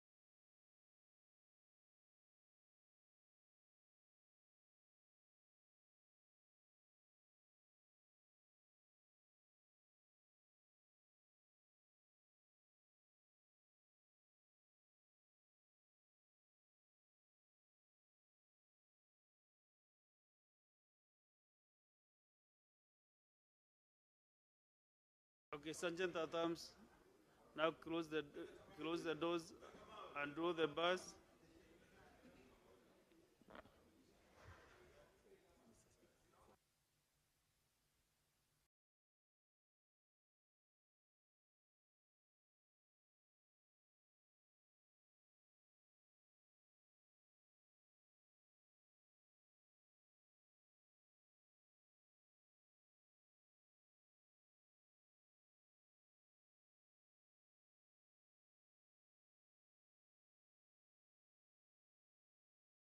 Honorable Senators, you know I can see the mood of the House is that the Senators want to go for prayers and others to do other important businesses. So therefore, I request you to be very observant because we want to vote in less than 5 minutes. One bill after the other because I already put the questions.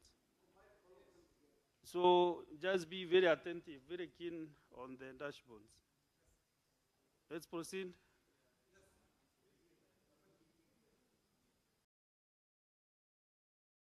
We start with the Public Finance Management Amendment number 4 bill, National Assembly Bills number 45 of 2024. Proceed and vote.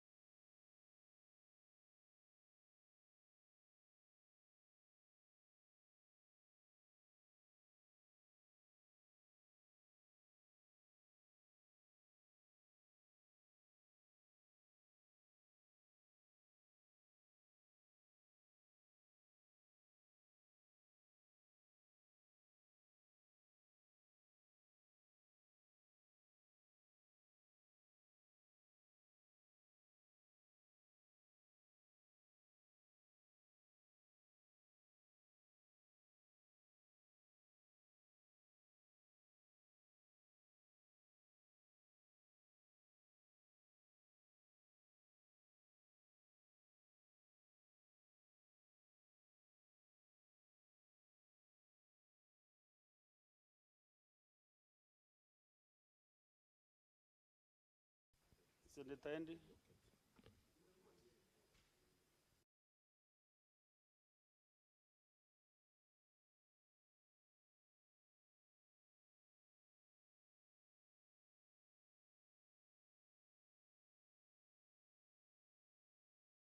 Matinga.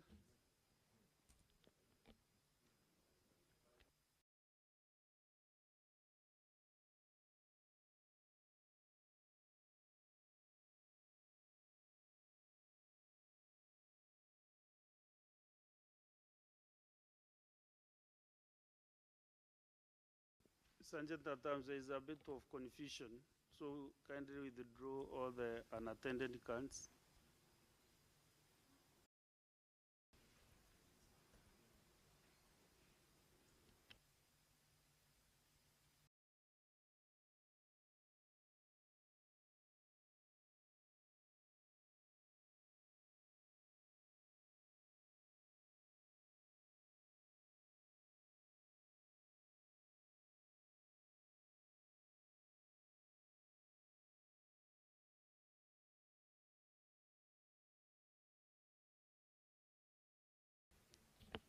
Okay, Honorable Senators, now we're going to the division on the labor, migration, and management number 2, Senate Bills number 42 of 2024.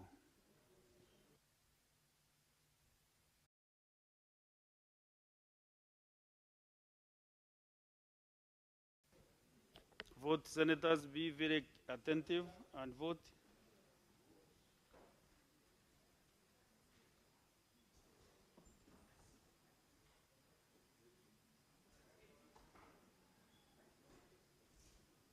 Four senators have not voted so far.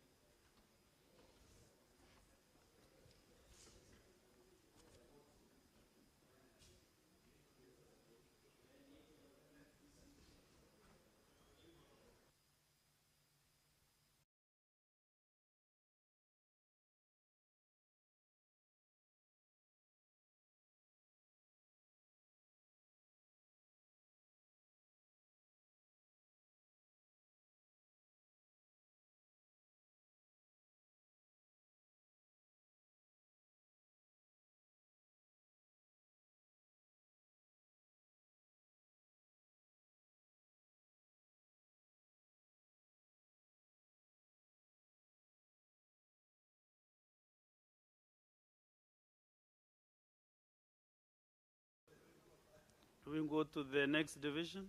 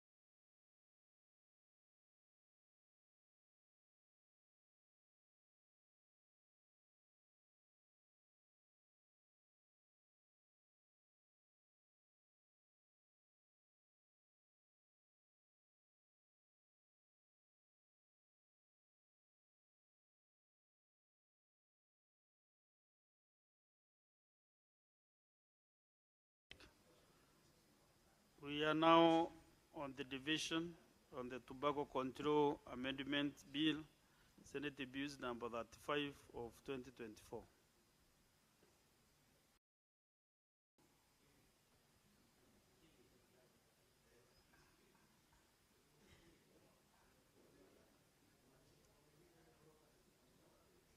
Senators vote, close in and vote.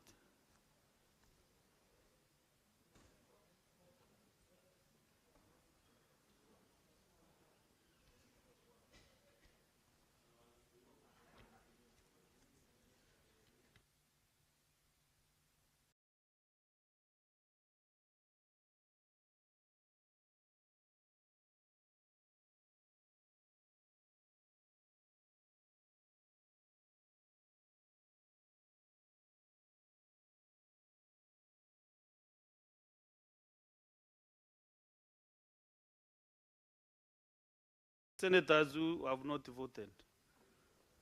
And check, confirm.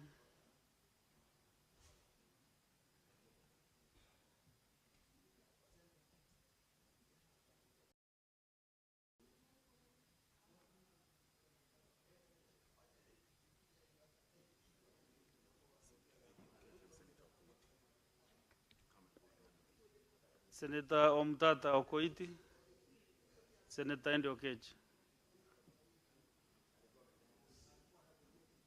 Approve the table and vote manually.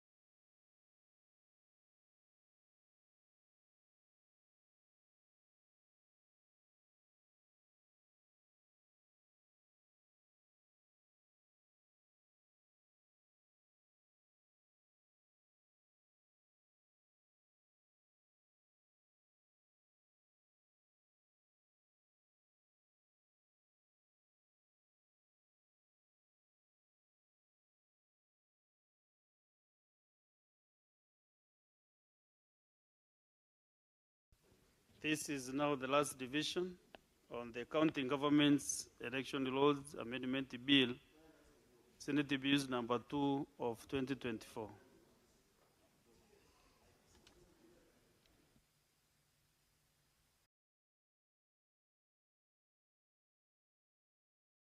Now for senators, proceed and vote.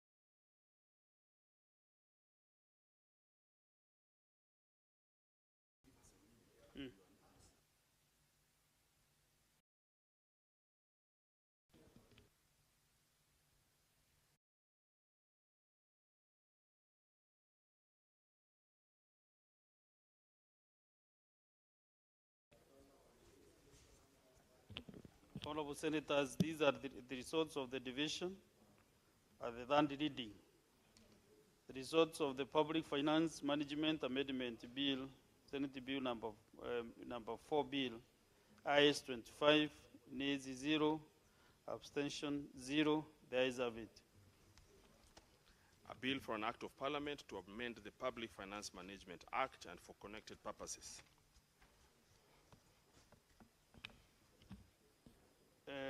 Results for the river migration and management number 2 bill, Senate Bills number 42 of 2024. Ayes 25, nays 0, abstention 0, the ayes have it. A bill for an act of parliament to provide for the regulation of private employment agencies and the recruitment of workers within and outside Kenya, safeguard the rights of welfare of job seekers and migrant workers and for connected purposes. Next is the Tobacco Control Amendment Bill, Senate Bills number 35 of 2024. Ayes 25, nays 0, abstention 0, the ayes have it. A bill for an act of parliament to amend the Tobacco Control Act to regulate electronic nicotine delivery systems, including electronic cigarettes and related products and for connected purposes. The last but not the least, the County Government Election Laws Amendment Bill, Senate Bills number 2 of 2024. Ayes 25, nays 0. All the senators, are you reasoning at the results? Nays, abstention 0, the ayes have it. A bill for an act of parliament to amend the Elections Act and the County Governments Act to provide for nomination of members of County Assembly to represent marginalized groups and for connected purposes. Now, Sergeant Antabs, you can withdraw, open the doors and withdraw the bars. And thank you, Senators, for your patience this afternoon. We have really done quite some considerable job this afternoon. Thank you very much indeed.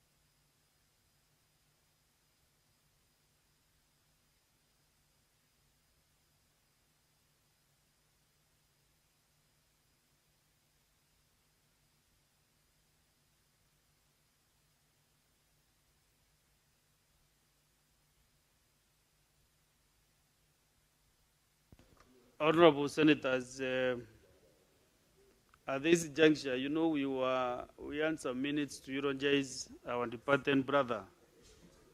Therefore, if you can refresh your request, then I can be able to know who is interested to pass the condolences.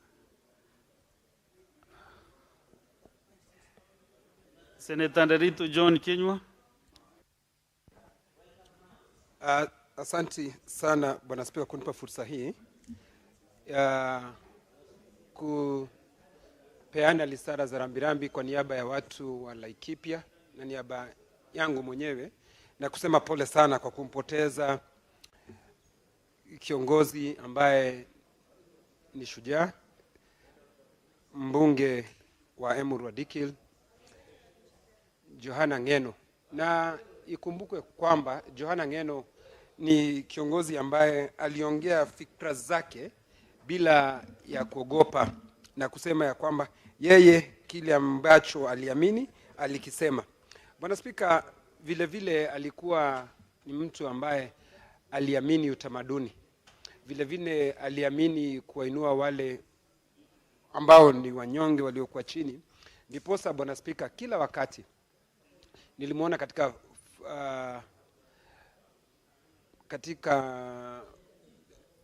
kusema ya kwamba wale ambao ni waimbaji alihudhuria hafla zao, Bwana Spika, na kuwachangia. Kwa hivyo tunamwomboleza kiongozi ambaye alikuwa na msimamo dhabiti, kiongozi ambaye alijitolea kuwainua wale walio chini.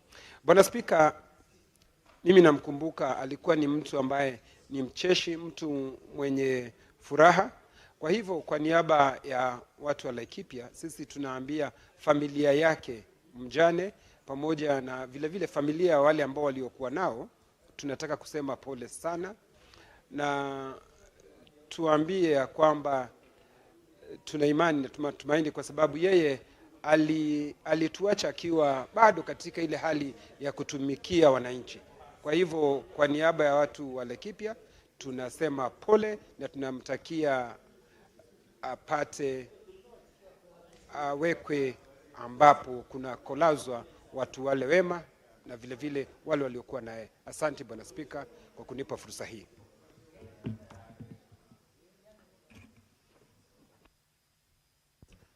Next is Senator Kajwang Moses Otieno. Yes.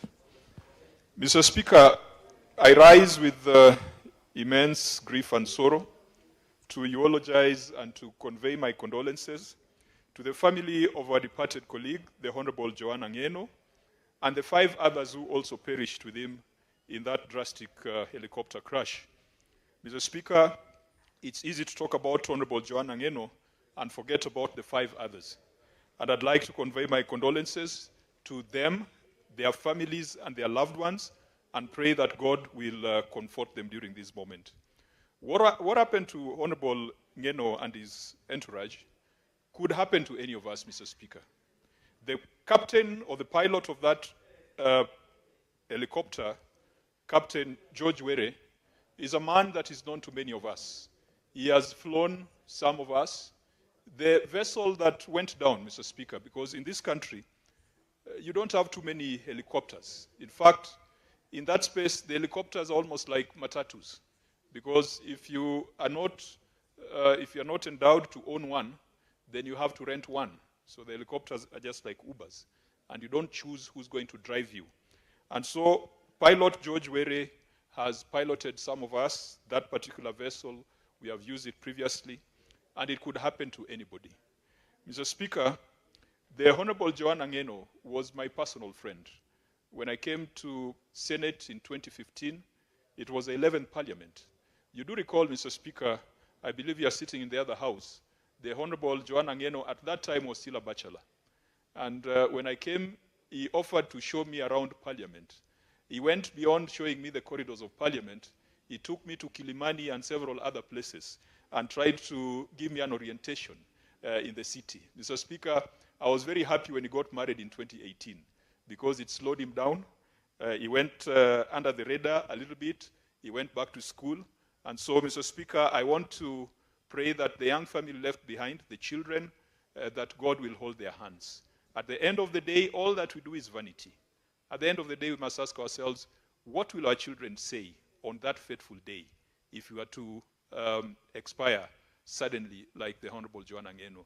He definitely did his stuff in the right manner because the whole nation is in consensus that he was a good leader, he was a good man, he was a good husband and a good father. May the Lord comfort the family and the rest of the victims of that crash. And may we reflect on that so that when we pass laws, let it not be for our personal good. Let it be for the good of our children, for the children of our children. Let it be a fit inheritance for the next generation. Thank you, Mr. Speaker. Very well. Next is Senator Kenyuri Hesse, Anyeni. Thank you, Mr. Speaker. I also wish to convey my condolences to the people of Narok County, Emurua Dikri, and the family of the late Joanna Ngeno. In Joanna, they lost a compassionate and straightforward speaking leader. And Mr. Speaker, I had a short interaction for the time I have been in Parliament. And he was a kind of a legislator whom you really would want to emulate. He would defend the interests of his people without looking at which side of the political divide he stood. Mr. Speaker, I also wish to send my condolences to the family of Nixon Kosgei. Nixon was a personal friend. If I recount the moments he captured during my mom's retirement ceremony, I just feel so sorry that we had to lose him at such a time. The same to Carlos, he's a colleague previously in my workstation. So these were people who are well known to me, and I really feel sorry that we lost them in this manner. May their souls rest in eternal peace. But one thing to note, the late Ngeno surrounded himself with young people to an extent that he trusted them with his photography, movements, and very many other aspects around his leadership. That's one thing we need to emulate, because when young people are given a platform, they surely can show what they are able to offer. And you see, they died in the line of duty. So, Mr. Speaker, let their soul rest in peace. And during this time of heavy rainfall, let our aviation industry really give proper advice so that we don't suffer whatever loss we have suffered anytime soon, Mr. Speaker. Thank you. Senator Montent Mbete. Thank you, Mr. Speaker. I also join you and my colleagues in eulogizing our colleague, the late Honorable Ngong. Mr. Speaker, the late Honorable Ngong was a great man. He's died a warrior in this country, a person who was always fighting for his people, and for sure, for even all the Kenyans who came to know about him, they came to know about him because of the way he was fighting for his people. So we've lost a warrior, we've lost a great leader, and to his young family, I want to send my sincere condolences. Mr. Speaker, death is very painful. Having lost my husband 1 year ago tomorrow, I can only imagine what that family is going through. And what we can do for now is just pray for them to be comforted, and also pray for the other souls which also perished in that crash. Mr. Speaker, allow me also to send my condolences to the pilot of that flight, the late Colonel retired Captain Were. Captain Were was well known to me. He's a person I've flown with many times on the same chopper which crashed. And I can only say that Captain Were was a very, very experienced pilot. Really, death, when it comes calling, no one and nothing can stop it. To the family of Captain Were, may God comfort you. May God be with you during these hard times. And all what we can say, we are going to pray for them, and we are going to be with them at this very difficult time. Thank you. Senator Mudigi Alexander. Asante Bwana Spika kwa kunipa nafasi niweze kuchangia mjadala inaendelea kwa wale walipata ajali ya ndege. Mmoja ni Mheshimiwa Ngeno. Tulikuwa fanya kazi na yeye, na pia na wale wengine 5 yangu nikiwa Senator wa Embu County na familia yangu na watu wa Embu County. Wote tunasema ni pole kwa Mheshimiwa na wale wengine. Kifo, hakuna mtu anaweza simamisha kifo, kwa sababu Mungu mwenyewe ndiye alitulete. Kwa hivyo wale wameondoka, tuwe na roho safi, waweze kwenda salama, kwa sababu tunajua katika Biblia ni sisi tutawakuta.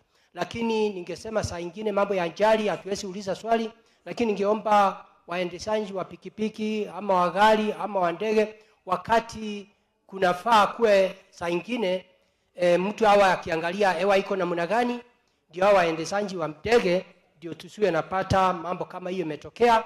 Ama kama wale wanaangalia mambo ya hitilafu ya ndege wao wakiangalia, na pia ndio tusiweze kupata mambo kama hii tena. Kwa hiyo mimi ikiwa Senator wa Embu County nasema ni pole, na nyinyi familia muweze kukaa vizuri, na pia mnajua vile baba yenu na ule mwingine walikuwa wanataka kukaa, mkae na amani, na tunajua siku moja tutakuta wale. Kwa hiyo nikiwa Senator wa Embu County Alexander Munyi Mudigi, nalete rambirambi zangu pamoja na watu wa Embu County. Pole sana, Madam Speaker. Senator Metu. Thank you very much, Madam Speaker, for giving me an opportunity to pass my condolences to the family of the Honorable Johanna Ngeno and the 5 other passengers that unfortunately perished in that plane crash. It has always been said that you live only once, but if you do it right, one is enough. And I think Honorable Ngeno fits that particular bill. He's a man who has lived once and lived it right. Speaker, hearing the tributes that have come from his constituents, from his community, from his family, and the people around him, and those of us who are his colleagues, Madam Speaker, it tells you that Honorable Ngeno was a great man. Madam Speaker, without belaboring what has been said by most of our colleagues about Honorable Ngeno, the one thing that I would want to point out about him is that he wore the crown of where he comes from with a lot of pride, Madam Speaker. We have been made to always believe and think that once we embrace our culture, once we embrace our traditions, we are tribal and we are fanning ethnicity, Madam Speaker. But Honorable Ngeno was one such a leader who was always very proud to be associated with the Kipsigis culture, the Kipsigis people. You saw that there was one cultural event that he used to sponsor, I think, annually, using his own money, Madam Speaker, so that he can keep growing their culture, so that he can keep growing the things that they believe in as a community, Madam Speaker. I also send my condolences to the families, the 5 families of the people who perished in that particular plane crash, Madam Speaker. I would also want to commit his very young family, Madam Speaker, to God, because it is such a difficult time, Madam Speaker. Even as the constituents have lost their leader, we have 2 young people who have lost their father. We have a young lady who has lost her husband, Madam Speaker. And I think the only person who can comfort them enough is God. So we offer our prayers, we offer our condolences, and we ask that the soul of our colleague rest in eternal peace. Senator Professor Margaret Kamar. Thank you, Madam Speaker, for giving me the opportunity to join my colleagues in eulogizing a very brave leader in Honorable Ngeno. Madam Speaker, I would like to pass my deepest condolences to the family of Honorable Ngeno and to the families of all those who perished with him, the pilot and the team that was Ngeno's team. It's a very sad time for us as Parliament because we lost a very dynamic young man at a time when he was growing politically. We have lost as a country, but we know the pain of the family is more than that. I want to pray, to pass my prayers to the families that God may comfort all of them. I got to know Ngeno just a little bit, Madam Speaker, when he surprised me one day and said, I am at the gate of your farm. And I said, Ngeno, I am not even in the farm. What are you up to? Come visiting me without telling me. Then he says, Madam, I'm not visiting you. I'm visiting your cows.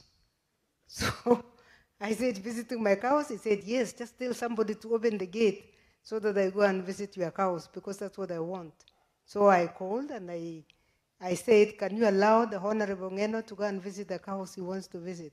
So he went to my dairy farm. Half an hour later, he calls me and he said, there is a cow I will not leave. I said, which one? He said, I have found one cow here, which I really like, and you can give me the price, but I'm going with it. And that was the story between me and Ngeno. He got a cow. He said, you know, I'm starting my family, and I want a cow that gives milk because the herd that I have is large, but we don't have animals. That's the man I know, and a very kind-hearted person, very warm person, very welcoming person, full of humor, but he was a rising star. May the Lord rest him in eternal peace, and we pray that the family is comforted, the young family is comforted, and they grow with the cover of God. Thank you. Senator Murgor.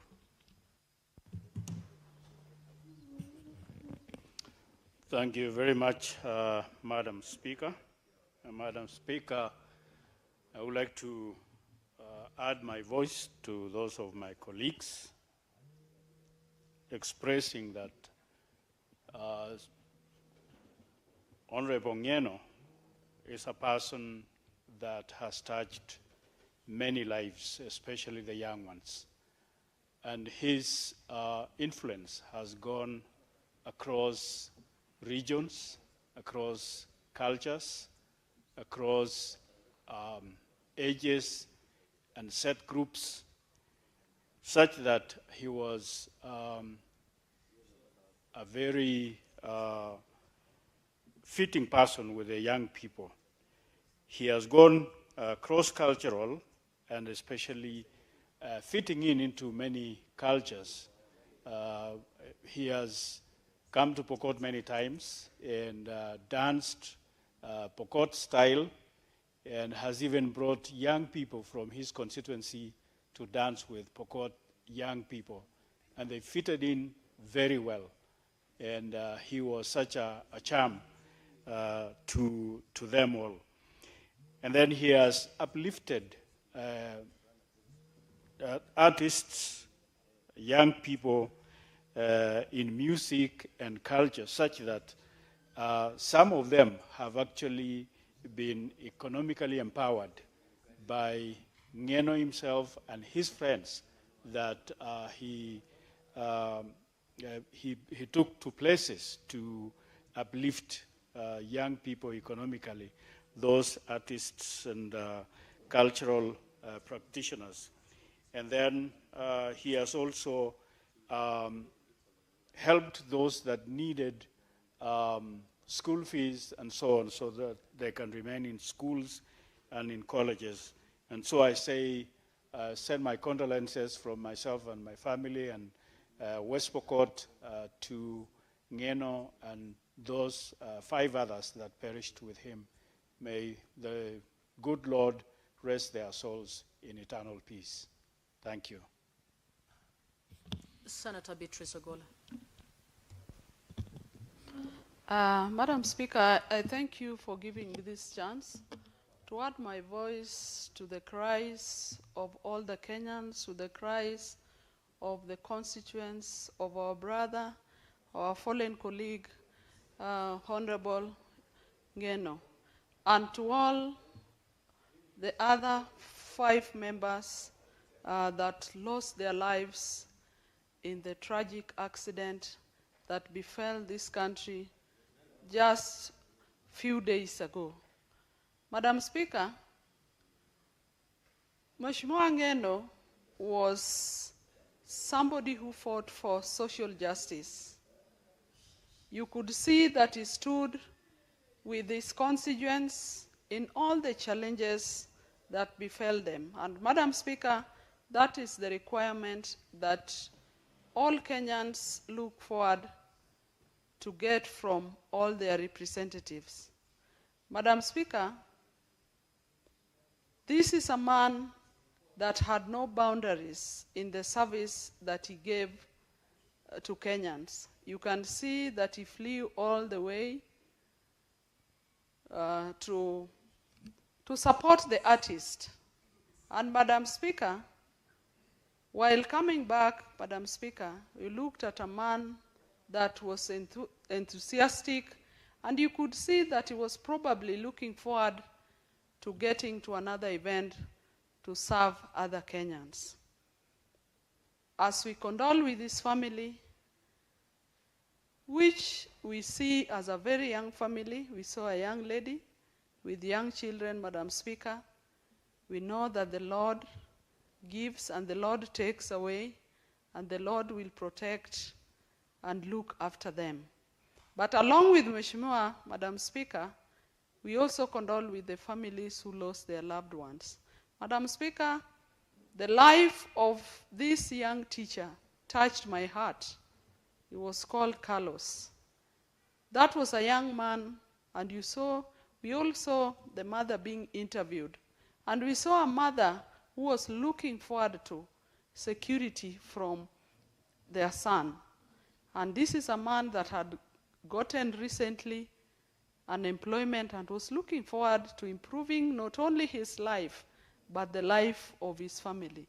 Along with the cameraman, along with the pilot, Madam Speaker, I'm reminded of what befell my constituency, in their constituency in 2020. 1 minute, in 2012, Madam Speaker, when we lost the late Joshua Roa Jode with the Saitoti, Madam Speaker. It's some. Give her 1 minute to finish. Please wind in 1 minute. I thank you. I thank you, Madam Speaker. As we condole with this family, we encourage all Kenyans to feel as one, especially at this time as we bid farewell to the fallen heroes. Thank you, Madam Speaker. Senator Wakwabubi. Thank you, Madam Speaker, for the opportunity. Allow me to join the rest of the senators in mourning the fallen heroes. That is Honorable Ngeno and the 5 staffs who are on board with him in the plane crash. I used to admire this name, Emurua Dikir, just because it was making headlines some times back. And I got interested to know who was this man pushing this constituency to the limelight.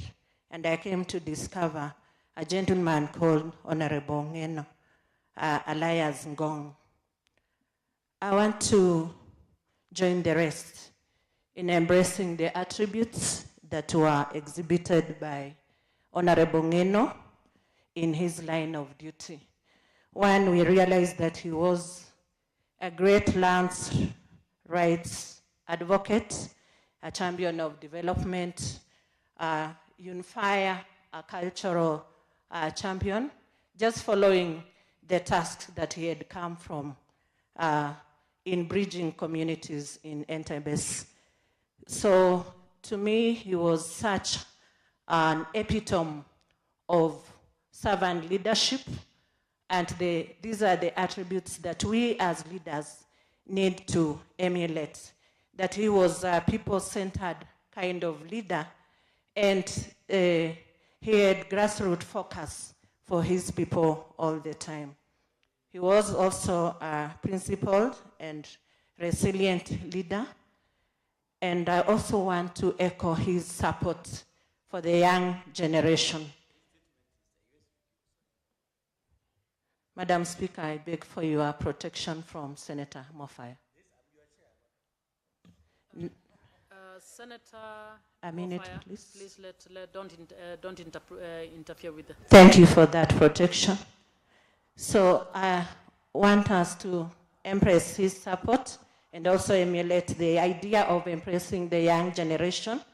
Let us learn to support their innovations and even support their industry, following what has been talked about, Mheshimiwa Ngeno. To the young widow, I want to assure her that let her lift her eyes upon the Lord. A minute, I finish? Okay, thank you, Madam Speaker.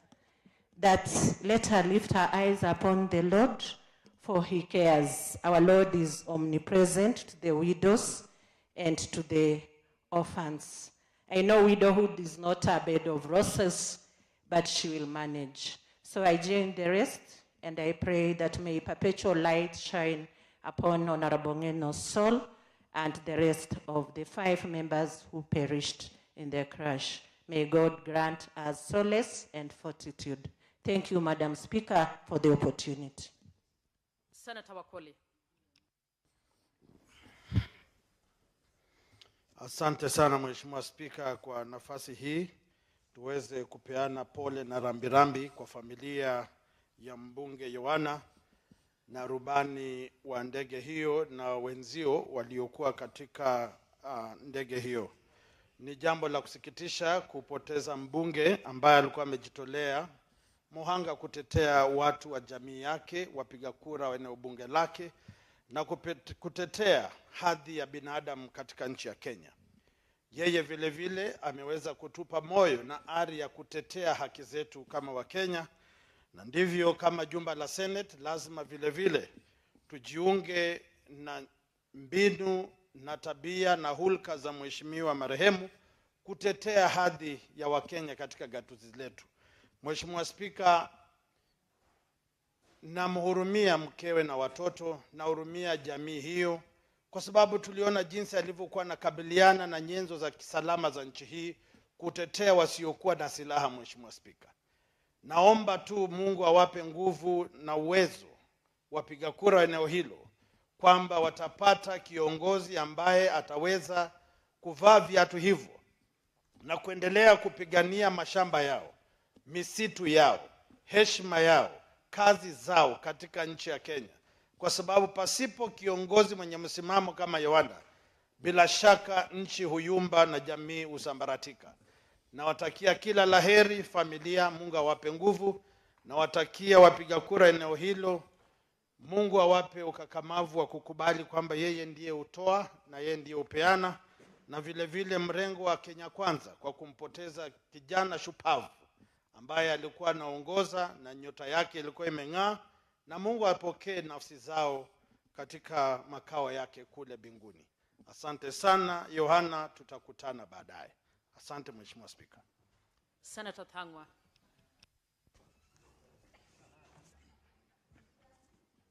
Thank you, Madam Speaker, for also this opportunity so that I can also give my condolences to the family of the late Yohana Ngeno. Madam Speaker, the death of Yohana Ngeno is a tragic loss to the nation, and especially to the people of Emurua Dikir constituency and also the Kipsigis community, Madam Speaker.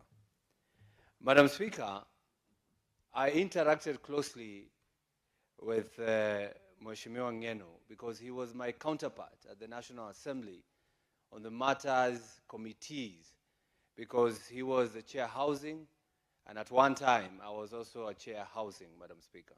And we could interact, and especially when the budget making process was being done, and I can tell he was a man who was supporting the ideas of the Senate when it comes to fighting for the counties. And anything that affected counties, we could agree in most cases, Madam Speaker. Madam Speaker, it is a sad moment for all of us. And this I can relate to one occasion where I went to a funeral in Western Kenya some years back, Madam Speaker. And I was seated to somebody who was mourning and crying. And he could cry and say, "Why did you take Wanyonyi? Why did you take Wanyonyi? Why did you take Wanyonyi? Why didn't you take this one?" And he pointed at my friend, Madam Speaker. I think at this particular time, I can actually say, why did you take Ngeno? Why did you take Ngeno? Why did you take Ngeno? Why didn't you take this one? I don't know which one, Madam Speaker, but why Ngeno? Because he is one of the people that we emulated when we were running for this public office, Madam Speaker. The way he was fighting for his people when land grabbers would come and try to take their land, he would stand by his people. And that's what we learned, and that's what we do even today in our counties. Whenever somebody tries to touch land that belongs to the community, we stand because we could see someone who was fighting for his people. Madam Speaker, he'll be remembered. And there was a clip of him saying that if he died, he would be remembered for the next 200 years. Madam Speaker, for an MP who was there for 3 consecutive terms, Madam Speaker, it tells you that his people loved him, his people loved his leadership, and they wanted him to be there because they knew they had a fighter who will never allow anybody to take a piece of their land, a piece of their community, or a piece of their share of whatever, Mr. Speaker, their people are fighting for or would.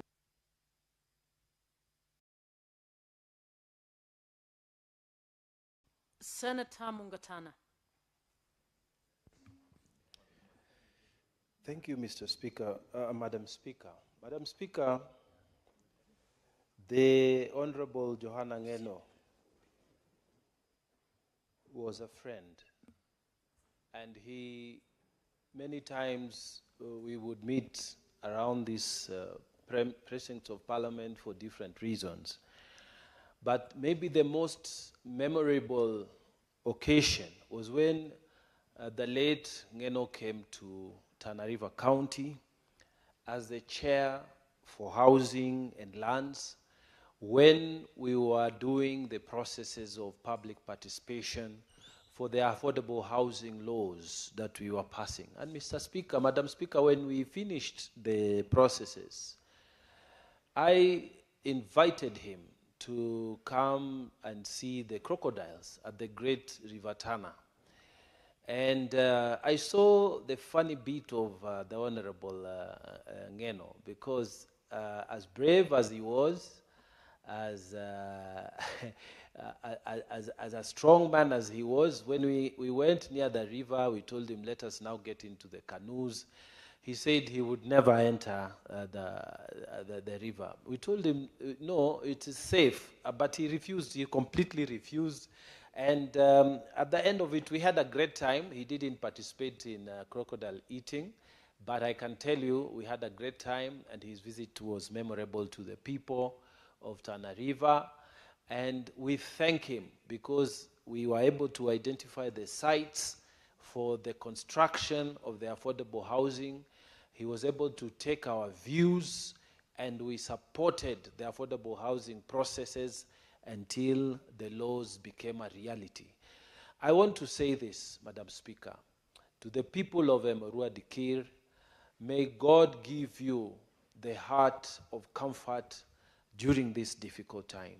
To his family, Madam Speaker, I pray for the young children that he left behind, the wife who has really not stayed for him for long, because less than 10 years is not really an old marriage.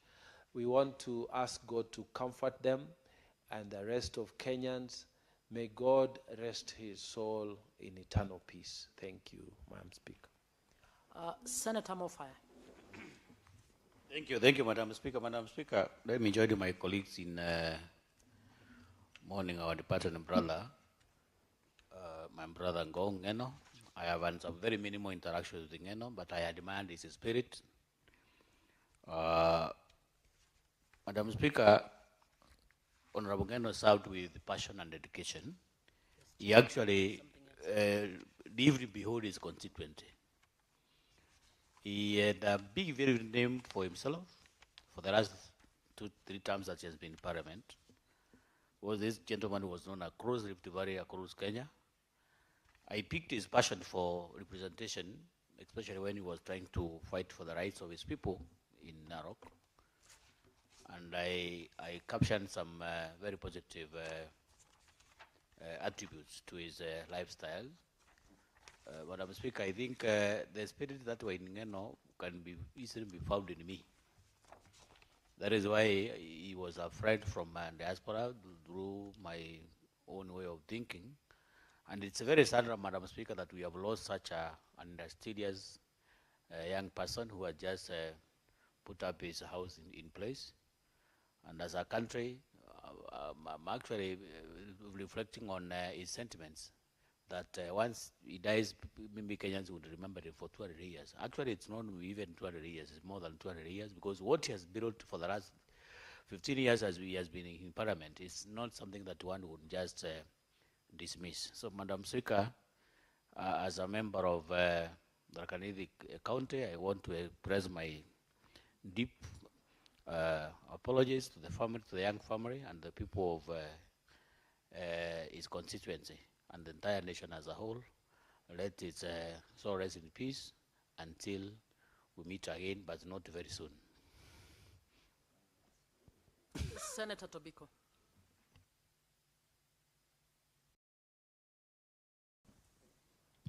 Thank you, Madam Speaker. Madam Speaker, let me also take this opportunity to register my very sincere condolences to the family of our fallen colleague, Honorable Ngeno. Madam Speaker, it's a very sad moment for the entire country. Madam Speaker, Honorable Ngeno, we joined Parliament together in 2013. We have been in this place for now the 3 terms together. Madam Speaker, he used to call me Paker. I don't know what that meant in the Kalenjin language. What I know, Madam Speaker, is that he was a very good man. A man who defended his people, he defended his position with passion, and he stood for what was right, Madam Speaker. Madam Speaker, I really admired that about him. The fact that, Madam Speaker, it did not matter who was in the helm of the nation, Honorable Ngeno will fight for what is just and what he believed was the rights of his people. Madam Speaker, I also sincerely register my condolences for the other families of the young people who are with the Honorable Ngeno, Madam Speaker. It is the ultimate sacrifice that of friendship and of companionship that people do give to leaders. Madam Speaker, this makes me to appreciate those who walk every day with me and with other leaders in our pursuit of serving the public, Madam Speaker. There are those who are always with us, our drivers, our bodyguards, our friends who are always there with us. And in such a tragedy, Madam Speaker, they pay the ultimate price. Madam Speaker, my very sincere condolences to the very young wife and their children. Thank you, Madam Speaker. Next order.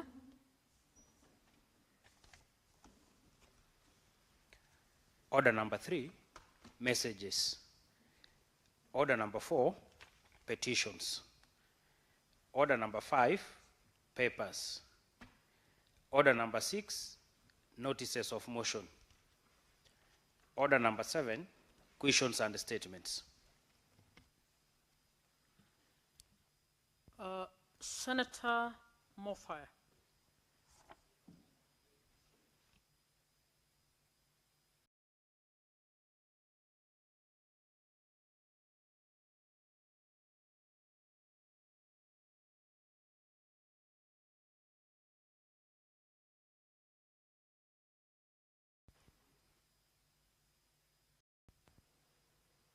Thank you, Madam Speaker. Madam Speaker, I rise pursuant to Standing Order 51, 53-1 to seek a statement from the Standing Committee on National Security, Defense and Foreign Relations on a matter of countrywide concern regarding the status of drought response and climate resilience in Kenya as of counties affected by drought. In the statement, Madam Speaker, the committee should look at the budgetary allocation for the 2025-2026 financial year to support drought response and recovery in ASO counties, including a breakdown of expenditure by program, activity, and implementation timeline. Number 2, Madam Speaker, the committee should also look at the current population facing acute food insecurity in affected ASO counties and the measures being implemented: food assistance, nutritional support, water provision, and livelihood interventions to address the crisis. Number 3, Madam Speaker, the committee should also look at the long-term drought resilience and crisis preparedness strategies, including scaling drought-tolerant crops, climatic smart agriculture, improved water resource management, and ecosystem restoration to reduce vulnerability, protect food security and livelihoods, and strengthen community adaptation to climate-related shocks. Number 4, Madam Speaker, the committee should look at the collaborations with development partners, NGOs, CBOs, and other stakeholders supporting drought response, recovery, and livelihood restoration, with details on the nature and scope of this partnership. And the last one, Madam Speaker, the committee should also look at the early warning systems for droughts and climatic-related shocks, and measures to strengthen them for timely information, dissemination, preparedness, and effective intervention. Thank you, Madam Speaker. This is Senator Mwenda Gataya Mofaya, Member of Parliament, Senator for Tharaka Nithi. Thank you. Senator for Bungoma County, Senator David Wakole.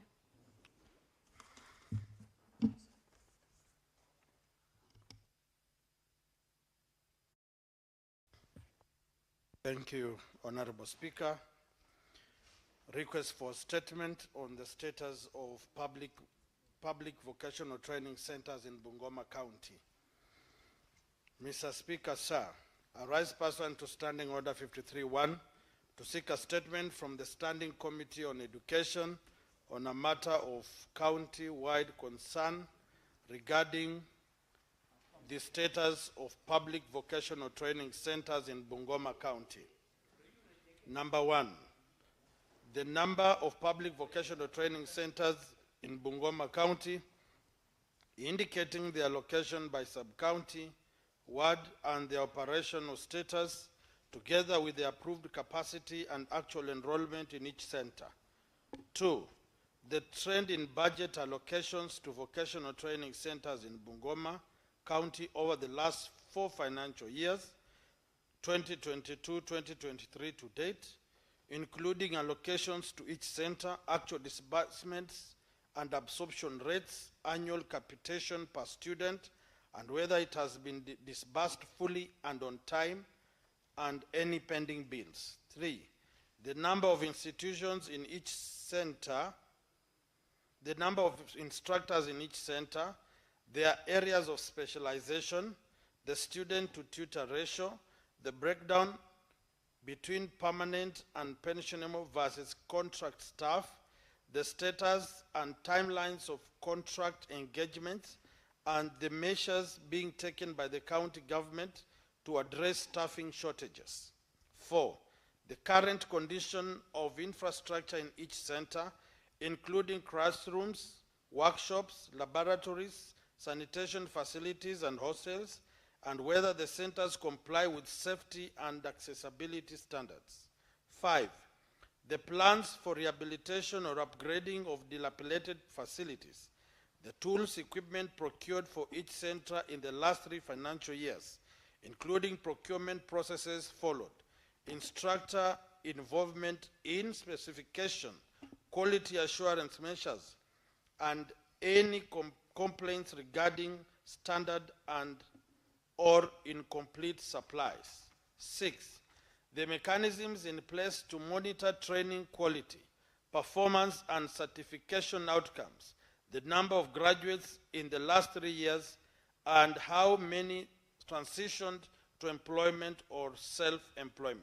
7, the county government's long-term strategy to improve the quality and competitiveness of vocational training centers, including collaboration with the national government agencies, industry, and development partners. Senator Wafula Wakoli, MP, Senator Bungoma County. Thank you, Honorable Speaker.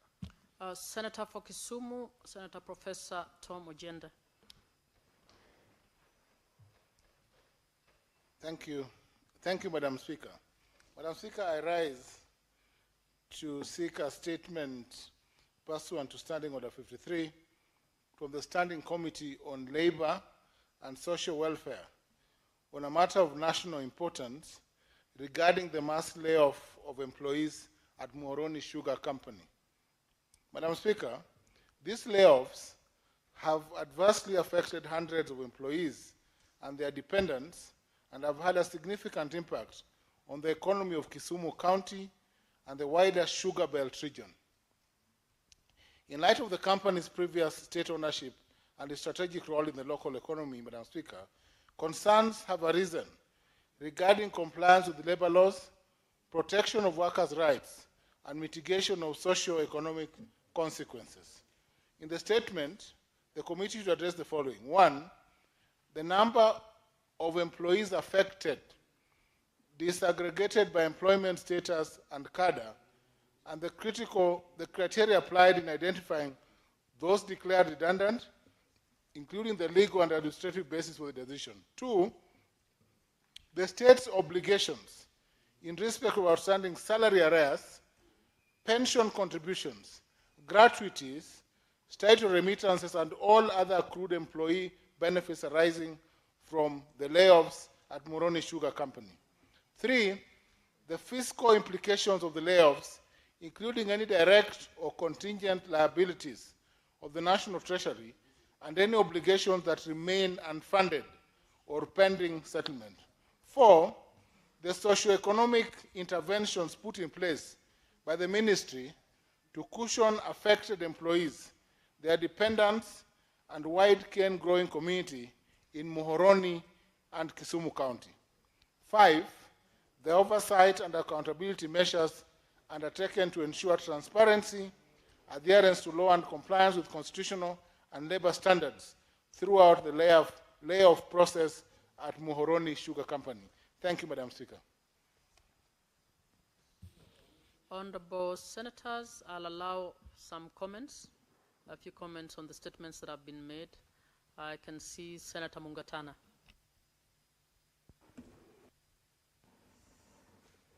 I want to thank you, Madam Speaker, for giving me the chance to comment on the statement on the drought situation in the country.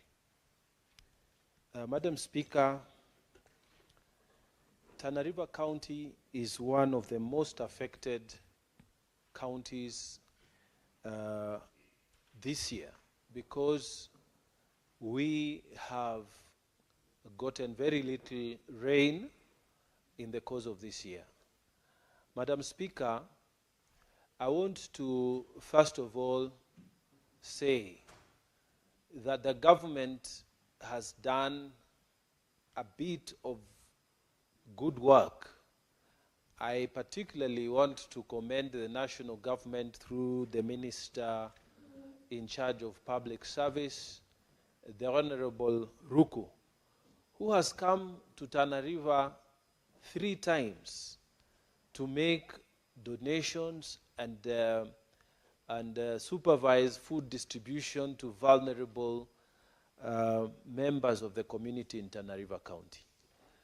Madam Speaker, the question I have is how does the national government, which is headquartered in Nairobi, do much more than the local government, which is headquartered in Hola, that has not done anything in terms of food relief, in terms of any effort, Madam Speaker, to mitigate the hunger issues. Madam Speaker, when the rains fail, the people of Tana River expect that the county government, led by the governor, would do something as an immediate measure, even before the national government does anything.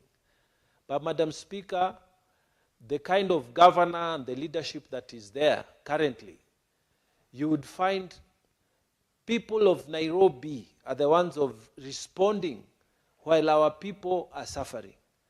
Madam Speaker, animals are dying, but there is no arrangement from the county government in terms of response to give them food or arrange for something. Water is scarce, but nothing is being arranged by the county government in terms of quick response. So, Madam Speaker, I want to take this floor to ask the county government of Tana River to wake up to its responsibility, Madam Speaker.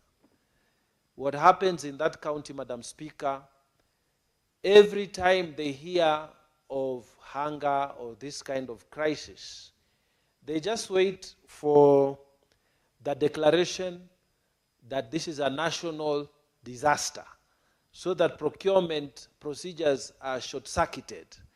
And then they look at it as an opportunity to make profit. And Madam Speaker, that's the only time that they stand up to do something, because they will be able to short-circuit the processes and give opportunities of money to people who are their cronies. Madam Speaker, up to today, they have not properly accounted for funds that were supposed to be used for emergency response to the people in past situations such as like this. So, Madam Speaker, I want to take this opportunity to urge that more caution be put this year. We want the governor, the CEC in charge of finance to know that we are looking at them. Madam Speaker, can you believe in that county, some time ago, the county government decides to make a response by ordering some relief truck carrying relief supplies. And when those relief supplies were en route, that truck broke down, Madam Speaker. And Madam Speaker, that was the end of the safari of that truck and the contingent of the food that was being supposed to be brought to Tana River. Madam Speaker, that case went to the EACC. And the EACC took statements. Arrests have not been done to date. Madam Speaker, we want drought situations not to be used as opportunity to exploit poor people, vulnerable groups, Madam Speaker, because that is what they do in that county government. Madam Speaker, I want to take the opportunity to tell EACC also to hurry up the files that are pending from Tana River County, especially the file on relief food. It is not one. Those files, Madam Speaker, they must take action because they wait for times like this, emergencies. This is what they want. And then they start doing funny things. So, Madam Speaker, I pray for action in that area. I thank you. Senator Cherarke and Senator Wakoli, you have 3 minutes each, and then we finish. So mind each other. Senator Cherarke. Thank you, Madam Speaker. One, I want to commend Senator by statement by my law professor, my neighbor, Senator Professor Tomo Jenda, on Moroni Sugar Company layoff. Madam Speaker, we must be told what happened. The only problem I have with this statement, he has localized to Kisumu County. But I want to confirm that Nandi is part of Moroni, and I hope as this statement comes out, Madam Speaker, you know, you and me come from the sugar belt. We have suffered too much. If it is not the factory going under, it is workers being frustrated, Madam Speaker. So I want to believe that when this matter comes, I want to call upon the Agriculture Committee, where the Chief Whip still chairs, to come up with pragmatic. Madam Speaker, finally, is to appeal that most of these individuals that have been fired, they must be treated. Under Article 41, there is what we call labor rights. Let the labor rights be paid. If there is sufferance pay, be paid. The statutory deduction be remitted, and pension, Madam Speaker. Finally, on the issue of drought situation in Kenya, Madam Speaker, we are a victim of non-recommendation of OAG reports. The OAG did a report, and we ignored. They had proposed that for the address of the drought situation we have in the country at the moment, we needed around 50 billion Kenyan shillings to address the situation.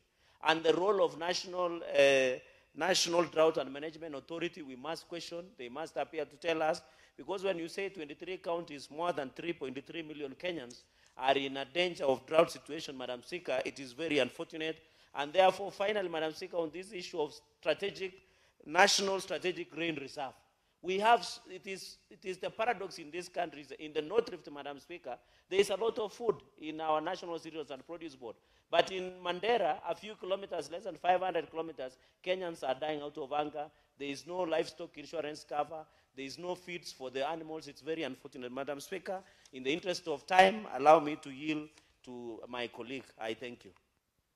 Senator Wakoli. And go quick because I can see Professor Ojenda wants to say something. Thank you, Honorable Speaker. I want to weigh in on the matter of Ken farmers and factories in the Republic of Kenya. It is very unfortunate, Honorable Speaker, that these people have been laid off, and many of them, they don't understand the criteria that was used for them to go home. In fact, Honorable Speaker, what is being done is that the recruitment agency is not the company management. So when they ask, they are told, go and check the company that is in charge of the process, and therefore they are avoiding responsibility. This is a matter that we cannot accept and that we should be able to deal with it. We are also calling on the government to do its part of the bargain, pay the arrears of farmers, statutory deductions, and retirement benefits for those who are in the public sector. And therefore, as a committee, I also want to register my acknowledgement and that we shall push this matter to its conclusion. Finally, on the matter of drought, it is prudent that county governments are held responsible. They are giving out incentives today. But when you look at the agenda, is a political agenda, to look nice, to look benevolent, but not to address food shortage and insecurity in this country. So we need to rein into these governors. They have billions of money. They can mobilize communities to plant and have reservoirs for the future. But they don't look at that. They are looking at how much they can cash in when people are yawning and gashing their teeth. So, Honorable Speaker, I want to encourage the national government to do what it can, but as a Senate, we must remind governors they must be accountable, they must come to PAC, and they must also provide leadership for our people in the Republic. Thank you, Honorable Speaker. Senator Professor Ojenda. Thank you, Madam Speaker. Madam Speaker, I want to comment on the establishment and the equipping of vocational training centers in the country.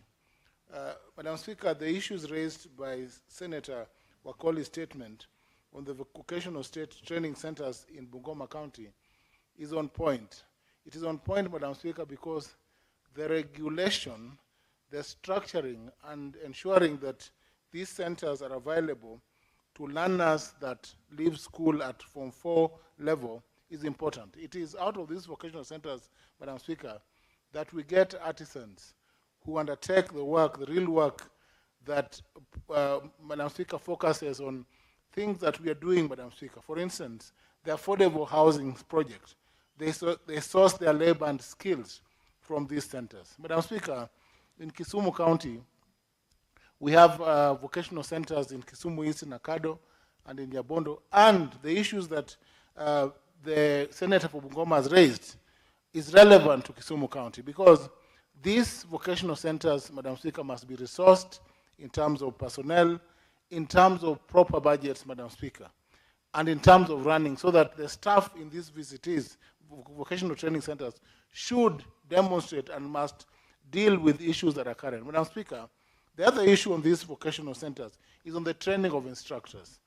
It is important that those who teach in these centers be trained and be able to achieve continuous training so that they meet the needs of the learners. Honourable Senators, it is now 6:30 p.m., time to adjourn the Senate. The Senate therefore stands adjourned until tomorrow, Wednesday, 4th March 2026 at 9:30 a.m.